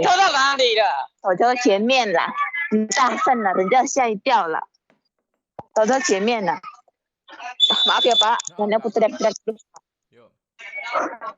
Yang pertama itu karena apa ya Pak? Maksud itu saya belum pernah mendapatkan wifi itu, tapi pengunjungnya di Seven Family atau Starbucks itu selalu banyak gitu. Gak tahu mereka itu sebenarnya itu hanya untuk numpang duduk doang atau juga mendapatkan wifi. Nah, yang kedua, untuk Seven sendiri kayak Seven Alpha itu di Indonesia Pak ya, kayak untuk di kawasan Sudirman Pak, itu maju loh Pak. Saya baru ingat Pak, kayak di kawasan Sudirman, kawasan-kawasan perkantoran LT gitu Pak, di sana lebih maju Pak dibandingkan dengan kota-kota pinggiran sini. Kalau kota-kota pinggiran kayak umpamanya Jakarta yang bukan kawasan LT itu lebih nggak maju gitu Pak. Itu pertanyaannya Pak. Makasih Pak. Oke. Kalau masalah wifi gitu ya, atau ada yang mau nanggepin, silahkan. Mungkin dari yang lain nih ada Mbak Dewi segala, silahkan loh. Kalau ada yang mau sekalian diskusi. Jadi kita itu sekalian aplikasinya gitu ya, istilahnya kita berbagi ini biar juga ternyata konsepnya seperti ini, terus ada kenyataan di lapangan seperti ini. Jadi kita bisa ngobrol lebih banyak gitu ya, biar lebih hidup suasana kelasnya. Yuk ada yang mau silakan Mbak Nia, mungkin dari yang lain. Selamat pagi Pak, pengen coba nanggepin sedikit. Boleh Mas Abdul Latif, yuk silakan. Dari pertanyaan itu yang pertama itu soal Starbucks itu ya tadi ya Pak. Kalau misalkan soal Starbucks itu tadi kan bilang ada wifi-nya, tapi Kak Siti mungkin nggak memakai wifi-nya gitu. Saya pernah ada pengalaman, memang sih baru 1 kali gitu, tapi pernah ada pengalaman saya di Starbucks itu karena saya Starbucks kan itu biasa kemarin dulu itu pas untuk sarapan ya, tapi pas saya sarapan itu juga banyak sekali orang-orang mungkin mahasiswa atau SMA itu duduk di sana nongkrong lama banget. Kalau saya makan kan otomatis sarapan kan wajar karena saya makan, tapi ada kok saya pernah nemuin mahasiswa atau mungkin SMA itu pakai di situ bawa laptop, dan itu bukan cuma 1 orang tapi 4 orangan di situ pakai wifi lama banget. Saya makan, saya pengen foto-foto juga, itu juga belum selesai kok. Jadi kalau menurut saya mungkin setiap orangnya aja lah yang pengen mau pakai wifi atau enggak ya. Kemudian saya juga pernah di Starbucks yang lainnya lagi. Kalau yang Starbucks pertama itu saya di Kaohsiung itu memang tempatnya bagus, nyaman, ada tempat untuk nongkrongnya. Kemudian yang kedua saya Starbucks di Toyen ya, di stasiun Toyen itu hanya gerai kecil lah. Kalau menurut saya itu tanggapan saya, jadi menurut saya itu lokasinya sih. Kalau misalkan lokasinya kayak di suatu perkantoran gitu atau mungkin daerah yang memang bagus untuk nongkrong, itu mungkin ada fasilitas tempat untuk nongkrong dan juga wifi-nya. Kemudian yang kedua karena saya yang di stasiun Toyen itu gerainya kecil karena mungkin memang orang beli di situ hanya untuk membeli tapi untuk dibawa pulang ya gitu, atau di perjalanan itu pun juga bisa ya. Kalau menurut saya, pendapat saya itu yang pertama itu. Kemudian yang kedua itu tadi soal apa ya Pak? Alfamart yang di Sudirman itu. Maju. Ya menurut saya itu juga lokasi juga lagi ya Pak. Lokasi di situ Sudirman itu kan juga perkantoran, otomatis orang banyak beli juga maju juga banyak lah. Kalau menurut saya seperti itu sih. Lokasi juga penting. Kalau misalkan di daerah-daerah lain mungkin hanya untuk membeli barang sekian. Kan orang-orang sekarang itu ya Pak, kalau misalkan masuk Alfamart itu udah bangga banget gitu Pak.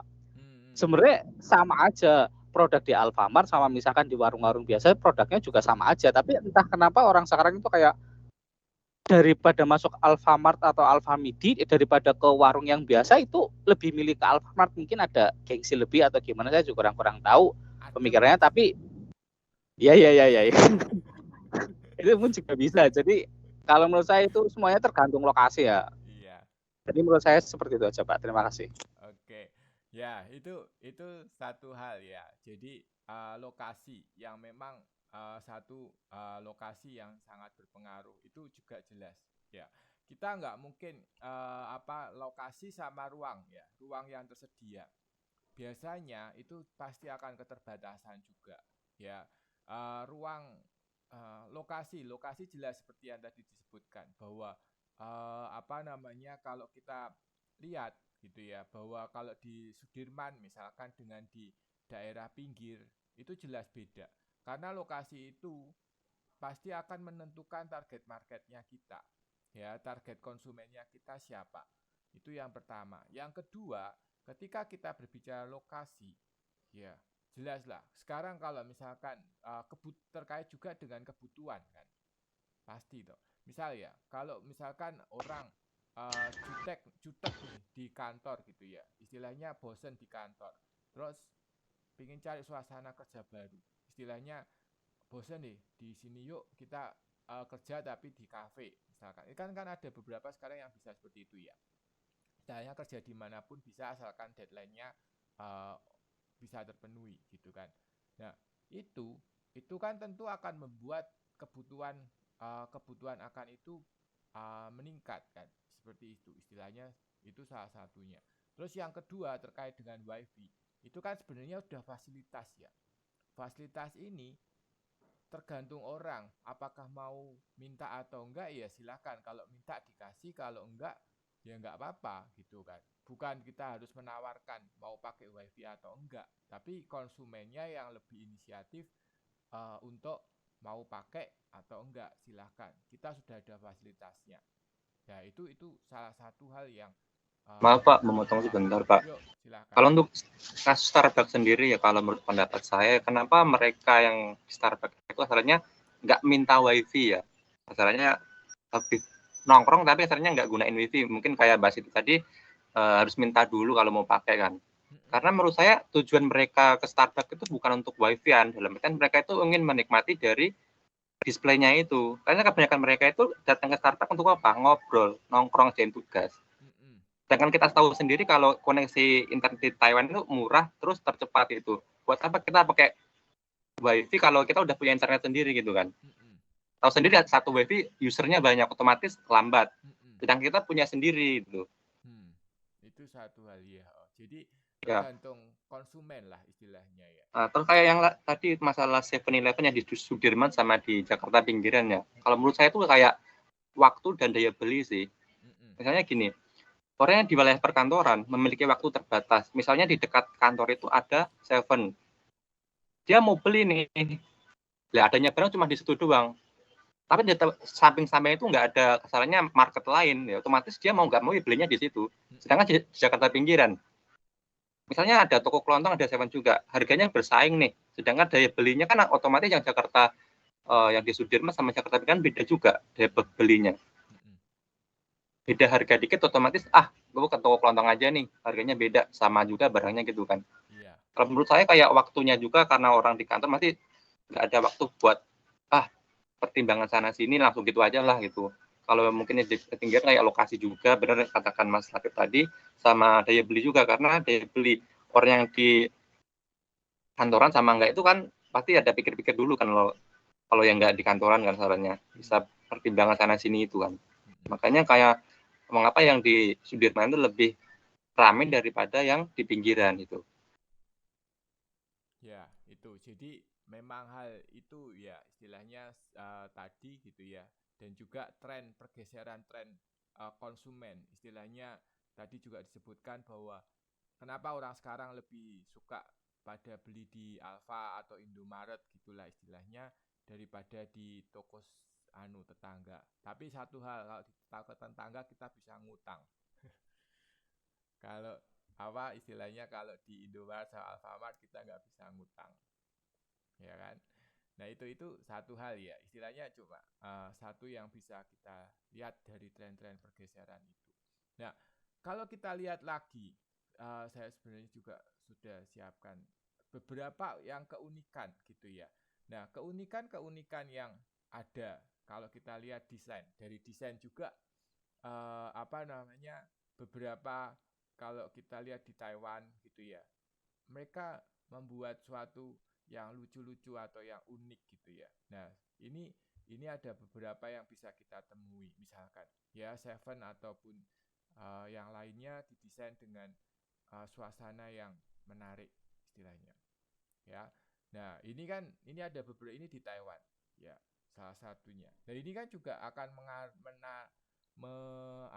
menaruh perhatian orang biar lucu ya, bagus ya. Misalkan salah satunya ya contohnya bisa untuk difoto ataupun yang lain. Ya kan? Nah, ini beberapa pakai kontainer tadi ya. Nah, itu. Ya. Nah, ini adalah salah satu kenapa kok servicescape seperti itu. Nah, pada dasarnya kalau kita lihat itu adalah ya tadi servicescape-nya itu, lingkungannya itu menjadi suatu stimulus bagi bagi konsumen. Ya, berarti itu akan menjadi suatu stimulus bagi konsumen. Ya, menjadi rangsangan terkait dengan temperatur, air quality ataupun yang lain. Ya, contoh ya tadi yang disebutkan sama Mas Abdul Latif, misalkan kenapa kok orang sekarang lebih condong pergi di Alfa atau Indomaret misalkan. Ya mungkin mereka tertarik dengan suasana kenyamanannya atau mungkin ya tadi ya dan lain-lainnya. Oke. Nah, orang ketika sudah mempunyai persepsi semacam itu akan membentuk suatu pemikiran, ya pemikiran-pemikiran yang ada. Ya, maka di sini ada terkait dengan terkait dengan lingkungannya dan juga terkait dengan individunya ataupun di sini disebutkan ada internal response moderators-nya. Istilahnya, aku lebih bergairah atau lebih arousal gairah ataupun saya lebih merasa senang kalau ada di sana, ya pleasure misalkan.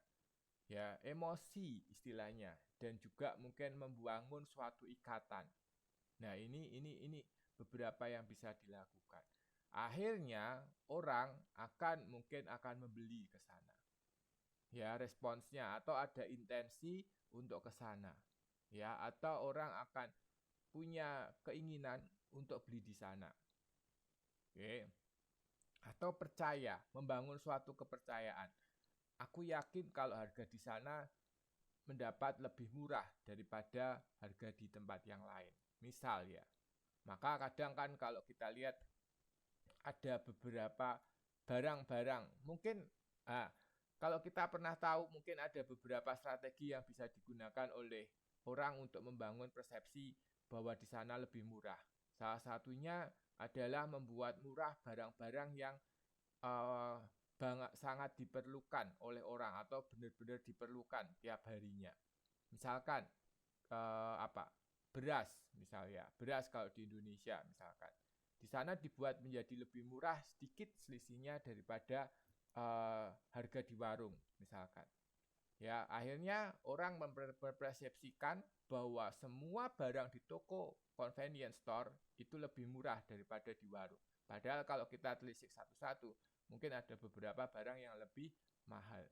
Tapi karena kita sudah mempunyai persepsi seperti itu, akhirnya orang akan mempersepsikan, oh di sana lebih murah. Ya kan? Itu salah satunya. Atau dulu itu ada salah satu supermarket di Indonesia, itu ada iklan, kalau kalian menemukan barang dengan harga lebih murah daripada harga di kita gitu ya, kita akan ganti 5 kali lipat selisihnya. Ingat ya, selisihnya. Ya, tapi itu kan sebenarnya hanya untuk membangun persepsi orang. Ya, membangun persepsi orang bahwa oh di sana ternyata berani kasih garansi seperti ini loh. Ya kan? Meskipun mungkin orang yang akan mengecek benar-benar dan akan melihat seperti itu nggak banyak. Ya, tapi persepsi orang itu sudah terbentuk terlebih dahulu. Ya, nah ini hal-hal yang semacam ini yang dikomunikasikan oleh pihak marketing dan juga bagian promosi agar apa? Agar konsumen itu menjadi lebih paham. Ya, membangun suatu persepsi yang ada. Ya, baik itu secara pemikiran. Ya, gimana? Maaf Pak, kalau nggak salah di Seven di Indo itu kalau misalkan petugas contoh Jemian lah, tulisnya itu begini Pak, kalau petugas kami tidak melayani Anda dengan benar dan harganya sama, hitungannya salah gitu loh Pak, kami akan memberikan apa ya, kalau nggak salah ganti rugi atau apa gitu tulisannya itu pakai gitu ya Pak. Nah, kalau itu tuh salah satu juga bentuk tarikan tuh Pak. Itu juga tarikan, tapi juga bisa dua hal. Tadi kalau kita kemarin ikat internal marketing gitu ya istilahnya, itu adalah satu proses cara agar mendisiplinkan juga karyawan ya. Karyawan agar mau memberi pelayanan kepada konsumen lebih bagus kan. Istilahnya gitu kan. Meskipun nanti mungkin di dalam perjanjiannya kalau ada hal-hal yang kita bayarkan melalui konsumen karena ada suatu perbuatan dari karyawan, itu bisa menjadi tanggungan dari karyawan tersebut atau separuh-separuh. Itu kan bisa diatur dalam perjanjian kan, Mbak. Dalam perjanjian kontrak kerja, misalkan seperti itu. Ya kan? Nah, itu juga salah satu cara. Ya, bagaimana kita membangun agar persepsi terhadap seseorang ataupun persepsi terhadap suatu toko atau jasa gitu ya, itu bisa terbangun seperti itu. Ya, dan akhirnya ada persepsi atau secara kognitif ya, secara mental, terus yang kedua secara emosional ya, di sini maka ada secara kognitif, ada secara emosional, ya, ada secara psikologis, ya, terkait dengan kenyamanan ataupun terkait dengan ya hal-hal yang secara psikologis seperti itu. Oke, ini yang terjadi gitu ya, istilahnya seperti itu. Oke, jelas ya, nangkep ya. Jadi kenapa orang melakukan komunikasi semacam itu? Nah, ini yang perlu kita pahami, kita tahu seperti itu. Nah, itu adalah beberapa hal. Oke. Nah, yang lainnya mungkin bisa dibaca di modul 4 gitu ya. Nah, terkait tadi gitu ya, ketika kita lihat fenomena Coldplay dan lain-lain seperti itu, maka kita harus melakukan penyeimbangan terhadap permintaan dan penawaran. Ya, nah maka adalah beberapa hal yang terjadi. Ya, yang pertama itu adalah terkait dengan kapasitas produksi atau terkait dengan kapasitas dari tempat duduk, kalau misalkan kafe yang tadi saya sebutkan. Ya, kalau ya tadi kita juga harus berpikir kalau misalkan kafenya terus orangnya ya belum banyak ataupun orangnya nggak sampai ngantri, mungkin biarin aja mereka mau nongkrong sampai 1 jam, 5 jam, terserah gitu kan. Tapi kalau sampai produksinya atau kapasitasnya kita sudah sangat penuh dan ada banyak antrian yang masuk, kita harus berpikir, kita harus mencoba untuk gimana ngaturnya. Ya, entah itu mungkin ya tadi bisa dikomunikasikan dengan konsumen ataupun apa. Ya, misalkan seperti itu. Istilahnya bisa cara seperti itu. Tapi tidak harus kita serta-merta dibatasin di awal misalkan. Kecuali kalau kayak all you can eat mungkin ya. Kalau all you can eat itu kalau kan jelas ya akan sedikit berbeda. Ya kan?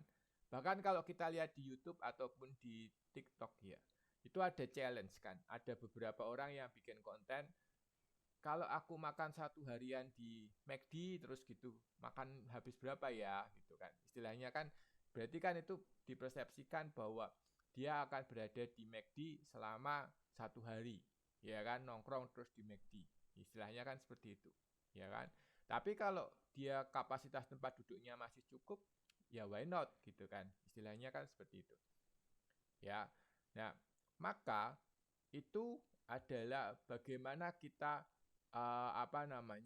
mencoba untuk memikirkan aspek dari jasa itu karena tidak dapat disimpan tadi. Ya harus dilakukan saat itu. Ya kan? Seperti itu ya. Nah, ada beberapa yang menyebabkan hal itu.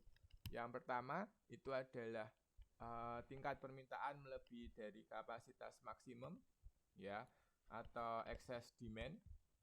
Terus yang kedua itu adalah demand excess optimum capacity atau kapasitas maksimumnya melebihi kapasitas maksimum. Oke.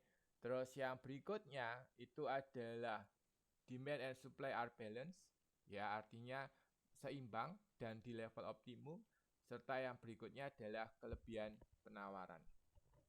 Nah, kalau kayak kasus yang Coldplay misalkan, itu berarti masih excess demand.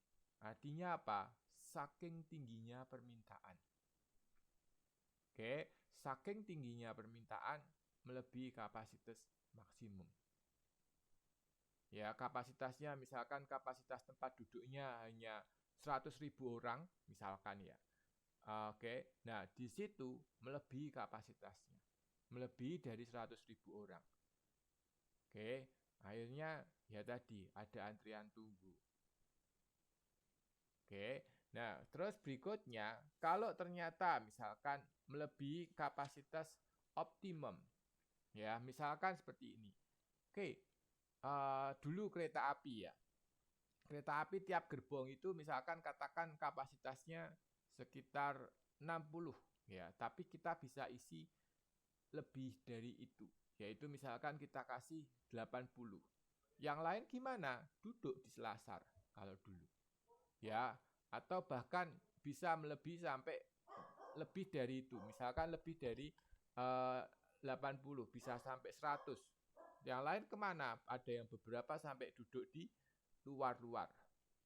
Ya, nah ini adalah terkait dengan melebihi dari kapasitas maksimum atau kapasitas optimum. Padahal pada saat 60 itu sudah diatur dan dihitung dan itu akan membuat konsumen menjadi nyaman. Tetapi kalau sudah melebihi jadi 80 misalkan, ya rasa kenyamanan itu akan berkurang. Ya kan? Akan berkurang. Konsumen itu akan berpikir, loh kok nggak enak ya? Itu kan, pasti kan. Sama lah kayak misalkan restoran. Harusnya diisi misalkan hanya 20 orang, ya. Tapi ini diisi dengan 30 orang. Mungkin tempat duduknya jadi empet-empetan atau ya nggak enak lah. Misalkan seperti itu. Ya kan? Nah ini adalah ketika lebih dari optimumnya. Ya, tapi kalau sudah 2 kali lipatnya ya berarti sudah lebih dari itu, excess ya istilahnya. Dan kalau Oh, Pak, yuk Mbak maaf Pak saya tanya. Saya potong bentar ya Pak, maaf ya Pak. Mengenai gimana? fluktuasi kapasitas produksi untuk itu kan untuk tempat perusahaan jasa ya. Kalau untuk kayak kereta api gitu Pak, ada aturannya nggak sih Pak, fluktuasi kapasitas produksi itu kan Kalau jasa juga.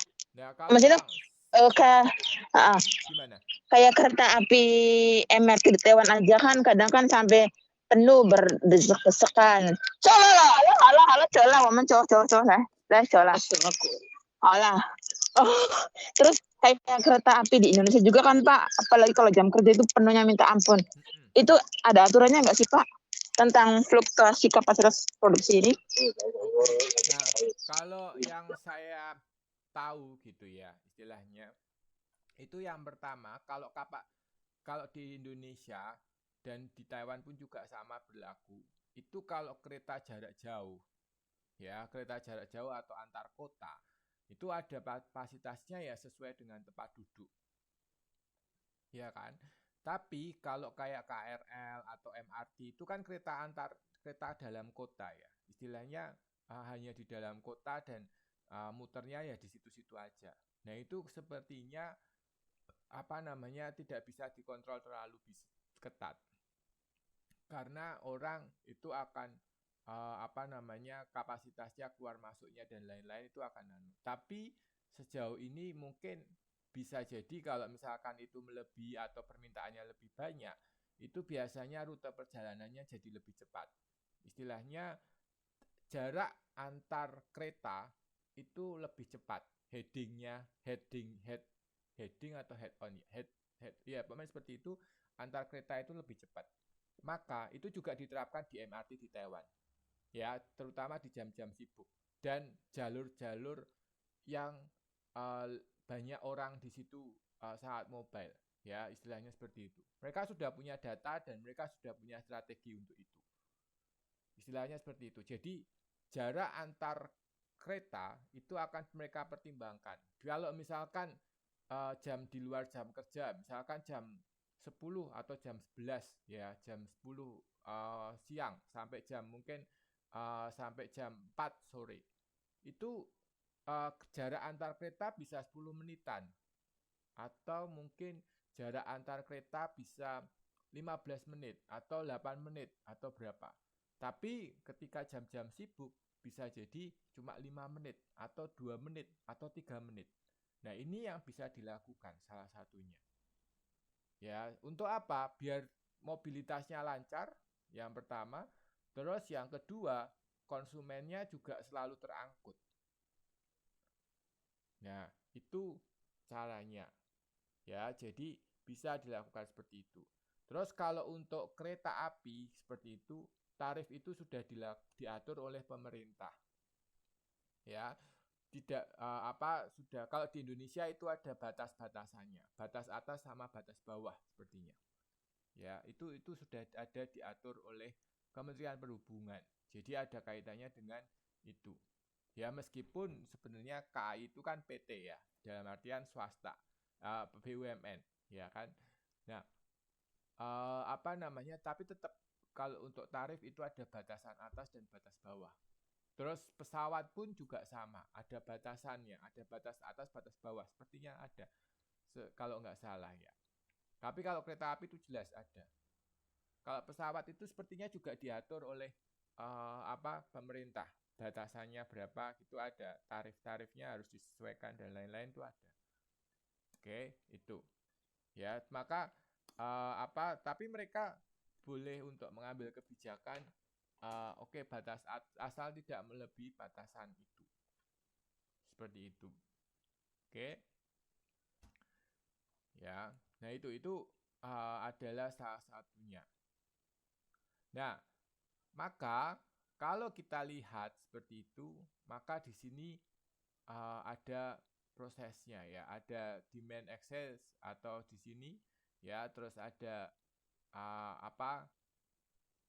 lebih lah ini maka di sini akan kualitasnya akan lebih berturun ya tadi jadi tingkat kenyamanannya konsumen dan lain-lain itu akan kurang maksimum Ya, istilahnya seperti itu.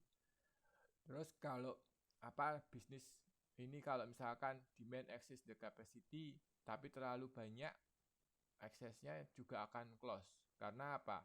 Karena artinya permintaannya sangat, ya tadi kita bisa jual tiket misalkan kayak Coldplay tadi bisa jual tiket dengan harga dengan apa misalkan bisa kita jual 200.000 tiket misalkan, tapi ternyata karena kapasitasnya juga nggak banyak ya kita hanya bisa menampung segitu aja gitu kan, istilahnya kan seperti itu ya.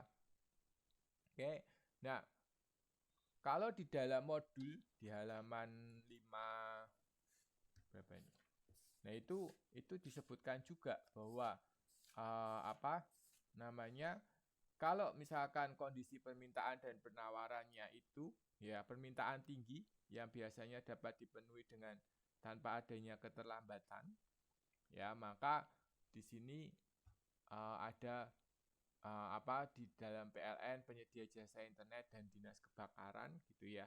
Misalkan ini sangat perlukan. Tapi kalau misalkan enggak, bisa dari seperti kayak contoh bank, jasa laundry dan jasa asuransi itu bisa berbeda tingkatannya. Oke, terus kalau permintaan tinggi yang berpengaruh pada kelebihan kapasitas, nah ini juga sangat berpengaruh terhadap misalkan contoh ya rumah sakit juga sama. Kemarin pada saat COVID itu kan sebenarnya yang ditakutkan salah satunya adalah kapasitas rumah sakit yang tidak bisa menampung pasien terlalu banyak. Dan kalau waktu ingat lagi waktu kasus Delta itu adalah kapasitas terkait dengan oksigen. Ya, dimana kalau ketika orang kena COVID itu saturasi oksigennya sangat rendah ya. Jadi dia butuh oksigen lebih butuh tambahan oksigen. Oke, nah itu adalah beberapa yang terkait dengan kelebihan kapasitas yang ada. Ya, yang ditakutkan itu adalah kalau misalkan ya tadi kapasitasnya melebihi dari permintaannya. Oke. Nah, kalau keterbatasan kapasitas, beberapa hal yang dapat membatasi keterbatasan kapasitas itu satu, waktu. Jelas ya. Karena untuk melayani orang dan lain-lain itu butuh hal. Ya. Nah, maka contohnya adalah kalau kita pergi ke pijat, misalkan di Taiwan itu kan juga banyak ya. Ada beberapa, misalkan di Taipei Main Station, ya yang tukang pijat tunanetra itu. Ya kan? Itu satu orang itu kan butuh misalkan ada yang ngambil paket 15 menit atau ada yang butuh 30 menit gitu ya istilahnya. Nah, itu kan butuh proses untuk itu. Ya, jadi akhirnya dalam waktu dan ya ada keterbatasan waktu di situ. Oke, jadi satu orang hanya bisa dilayani dalam waktu ya 15 sampai 30 menit itu. Ya, ada jeda waktu di situ. Atau ke dokter, itu juga sama. Atau ke barbershop, misalkan kita mau potong nih, ya. Atau misalkan ke Ceki 2 misalkan yang yang 100 NT-an itu sama 200 NT. Ya. Itu bisa, itu ada keterbatasan waktu proses produksi jasa. Yang kedua, itu adalah karyawan. Nah, karyawan juga sama. Kalau kita misalkan ke toko yang mau potong itu tadi, ya, salon seperti itu karyawannya juga terbatas. Di situ hanya ada 5 atau 4 atau 3 gitu ya, yang siap untuk melayani gitu. Oke, itu yang hal yang kedua. Terus yang ketiga itu adalah peralatan. Peralatan ini juga mempengaruhi. Karena apa? Karena peralatan yang dibutuhkan itu juga memiliki keterbatasan. Tadi contohnya kereta, gitu ya. Kereta itu rangkaian gerbong ataupun rangkaian rangkaian lokomotifnya dan lain-lain itu juga akan sangat keterbatasan. dan fasilitas. Kalau fasilitas jelas juga sama.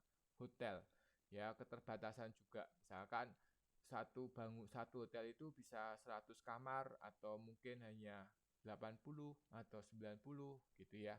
Keterbatasan dari fasilitas.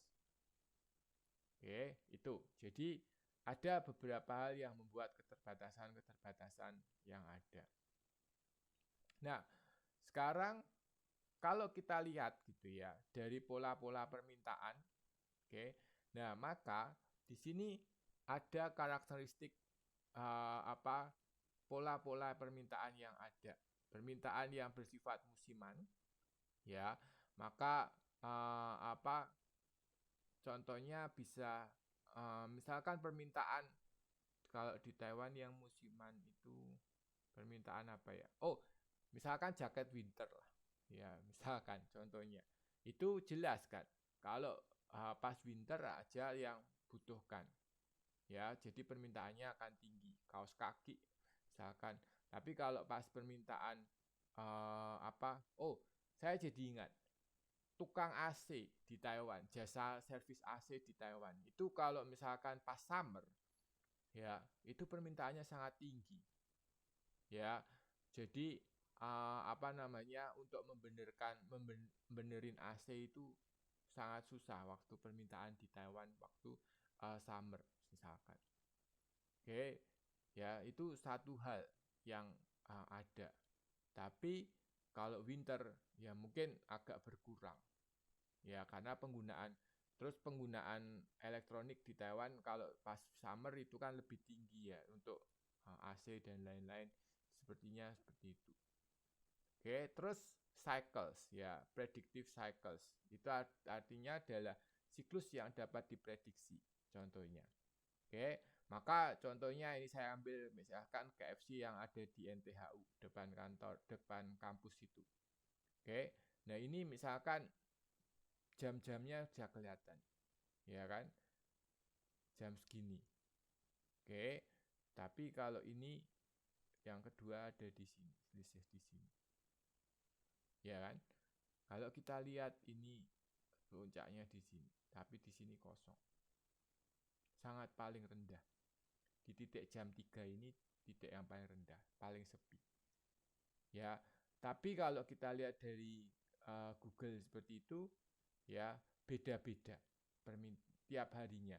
Nih, kalau di hari Jumat, ini barbershop yang tadi Ceki 2, mesti teman-teman pada tahu ya, yang pakai mesin yang bayar 100 NT atau 200 NT.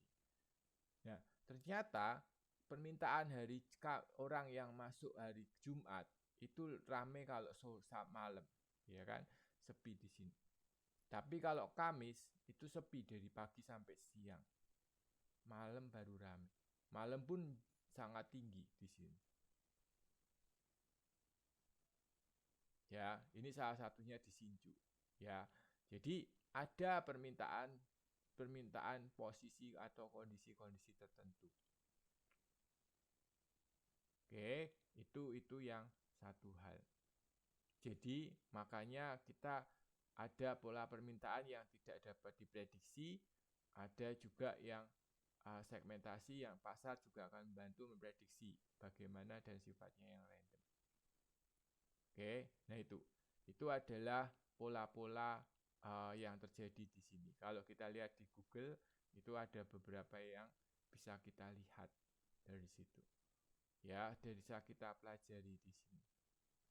Ya, di sini ditulis juga usually a little busy. Ini beda.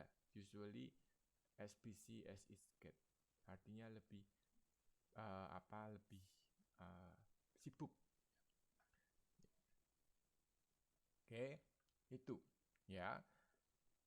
Nah, ini satu hal. Ya tadi kita sebagai kalau misalkan besok teman-teman punya jasa-jasa yang tertentu, usaha jasa gitu ya. Apapun itu coba juga sambil mempelajari posisi-posisi atau jam-jam tertentu atau bulan-bulan tertentu di mana permintaan tinggi atau permintaan rendah dan seterusnya. Oke. Nah, bagaimana kita harus menyeimbangkannya? Yaitu maka kita harus bisa memprediksi siklus-siklus tertentu itu. Ya, yang kedua itu adalah variasi siklikal. Artinya misalkan seperti jadwal kerja ataupun hari libur, hari sekolah, perubahan musim, ya hari libur umum, ya tempat wisata contohnya. Tempat wisata itu kalau rame ya pas hari-hari weekend atau hari libur nasional. Ya kan? Tapi kalau pas hari-hari lain sepi. Ya kan? Karena nggak terlalu banyak mungkin seperti itu. Nah, itu adalah siklus. Ya, siklus-siklus tertentu yang bisa menyebabkan perbedaan kapasitas dan permintaan. Maka kita harus berpikir untuk itu. Dan yang ketiga itu adalah perubahan yang terjadi secara acak. Misalkan banjir ya atau bencana alam yang lain. Ya, maka ada permintaan-permintaan yang pasti akan bisa diprediksi meningkat misalkan. Ya, perubahan cuaca dan lain-lain. Oke, itu. Oke, kalau summer misalkan bukan summer. Kalau misalkan pas fall atau pas spring gitu ya. Kadang kalau saya itu merasa itu malah tantangannya di situ. Karena apa? Karena perbedaan suhu antara siang dan malam itu sangat drastis ya. Nah, di situ saya butuh suplemen agar bisa tetap lebih sehat seperti itu. Tapi kalau sudah winternya atau pas summernya sendiri, so far oke, karena perbedaan suasana, perbedaan suhu itu tidak terlalu signifikan. Istilahnya ya stabil ya, tidak naik turun seperti fall atau spring. Oke, itu satu hal yang terjadi. Misalkan akhirnya apa? Kebutuhan untuk suatu produk kalau ini kita bicara produk ya, berarti suplemen itu akan lebih tinggi untuk itu. Misalkan seperti itu. Oke. Nah, itu adalah bagaimana menyeimbangkan. Nah, maka kalau misalkan seperti itu, maka penyedia jasa harus bisa melakukan beberapa hal. Yang pertama, dia nggak ngapa-ngapain, nggak usah kita ngapa-ngapain, do nothing. Tapi ini opsi yang kurang begitu bijak ya istilahnya, seperti itu. Terus mengurangi permintaan dengan cara salah satunya dinaikkan harganya, secara otomatis akan mengurangi. Oke, terus meningkatkan kalau ada kurang permintaan, maka bisa kita tingkatkan permintaannya dengan cara diskon atau yang lainnya ya, salah satunya. Terus menyimpan permintaan dengan reservasi. Nah, ini sistem reservasi dan janji. Ya, beberapa hal dilakukan agar apa? Ya, orang yang kalau mau pesan ya harus reservasi. Ya kayak tiket pesawat lah. Kita kan harus reservasi. Ya kan? Kita harus pesan. Nggak bisa langsung saat mendadak bisa, cuma mungkin harganya akan lebih berbeda dengan ketika kita reservasi, misalkan seperti itu. Atau kalau di Indonesia itu kalau go-show, kita beli tiket kereta go-show 3 jam sebelum keberangkatan atau 2 jam sebelum keberangkatan itu lebih murah. Ada yang bisa jadi lebih murah istilahnya ya, daripada kita beli yang tapi satu sisi kalau itu permintaannya tinggi, kita nggak bisa kita nggak dapat tiketnya. Berikutnya adalah menyimpan permintaan dengan antrean formal seperti kasusnya tiket Coldplay ya, salah satunya. Dan itu ada antrian sampai panjang. Dan yang terakhir itu adalah mengembangkan jasa komplement atau pengganti, misalkan seperti itu ya, pada waktu jam-jam sibuk, atau pengganti atau yang melengkapi istilahnya. Oke, nah itu.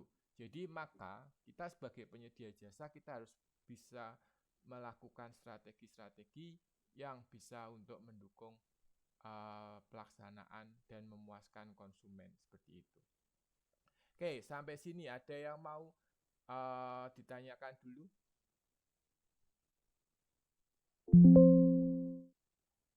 Gak ada? Sudah cukup?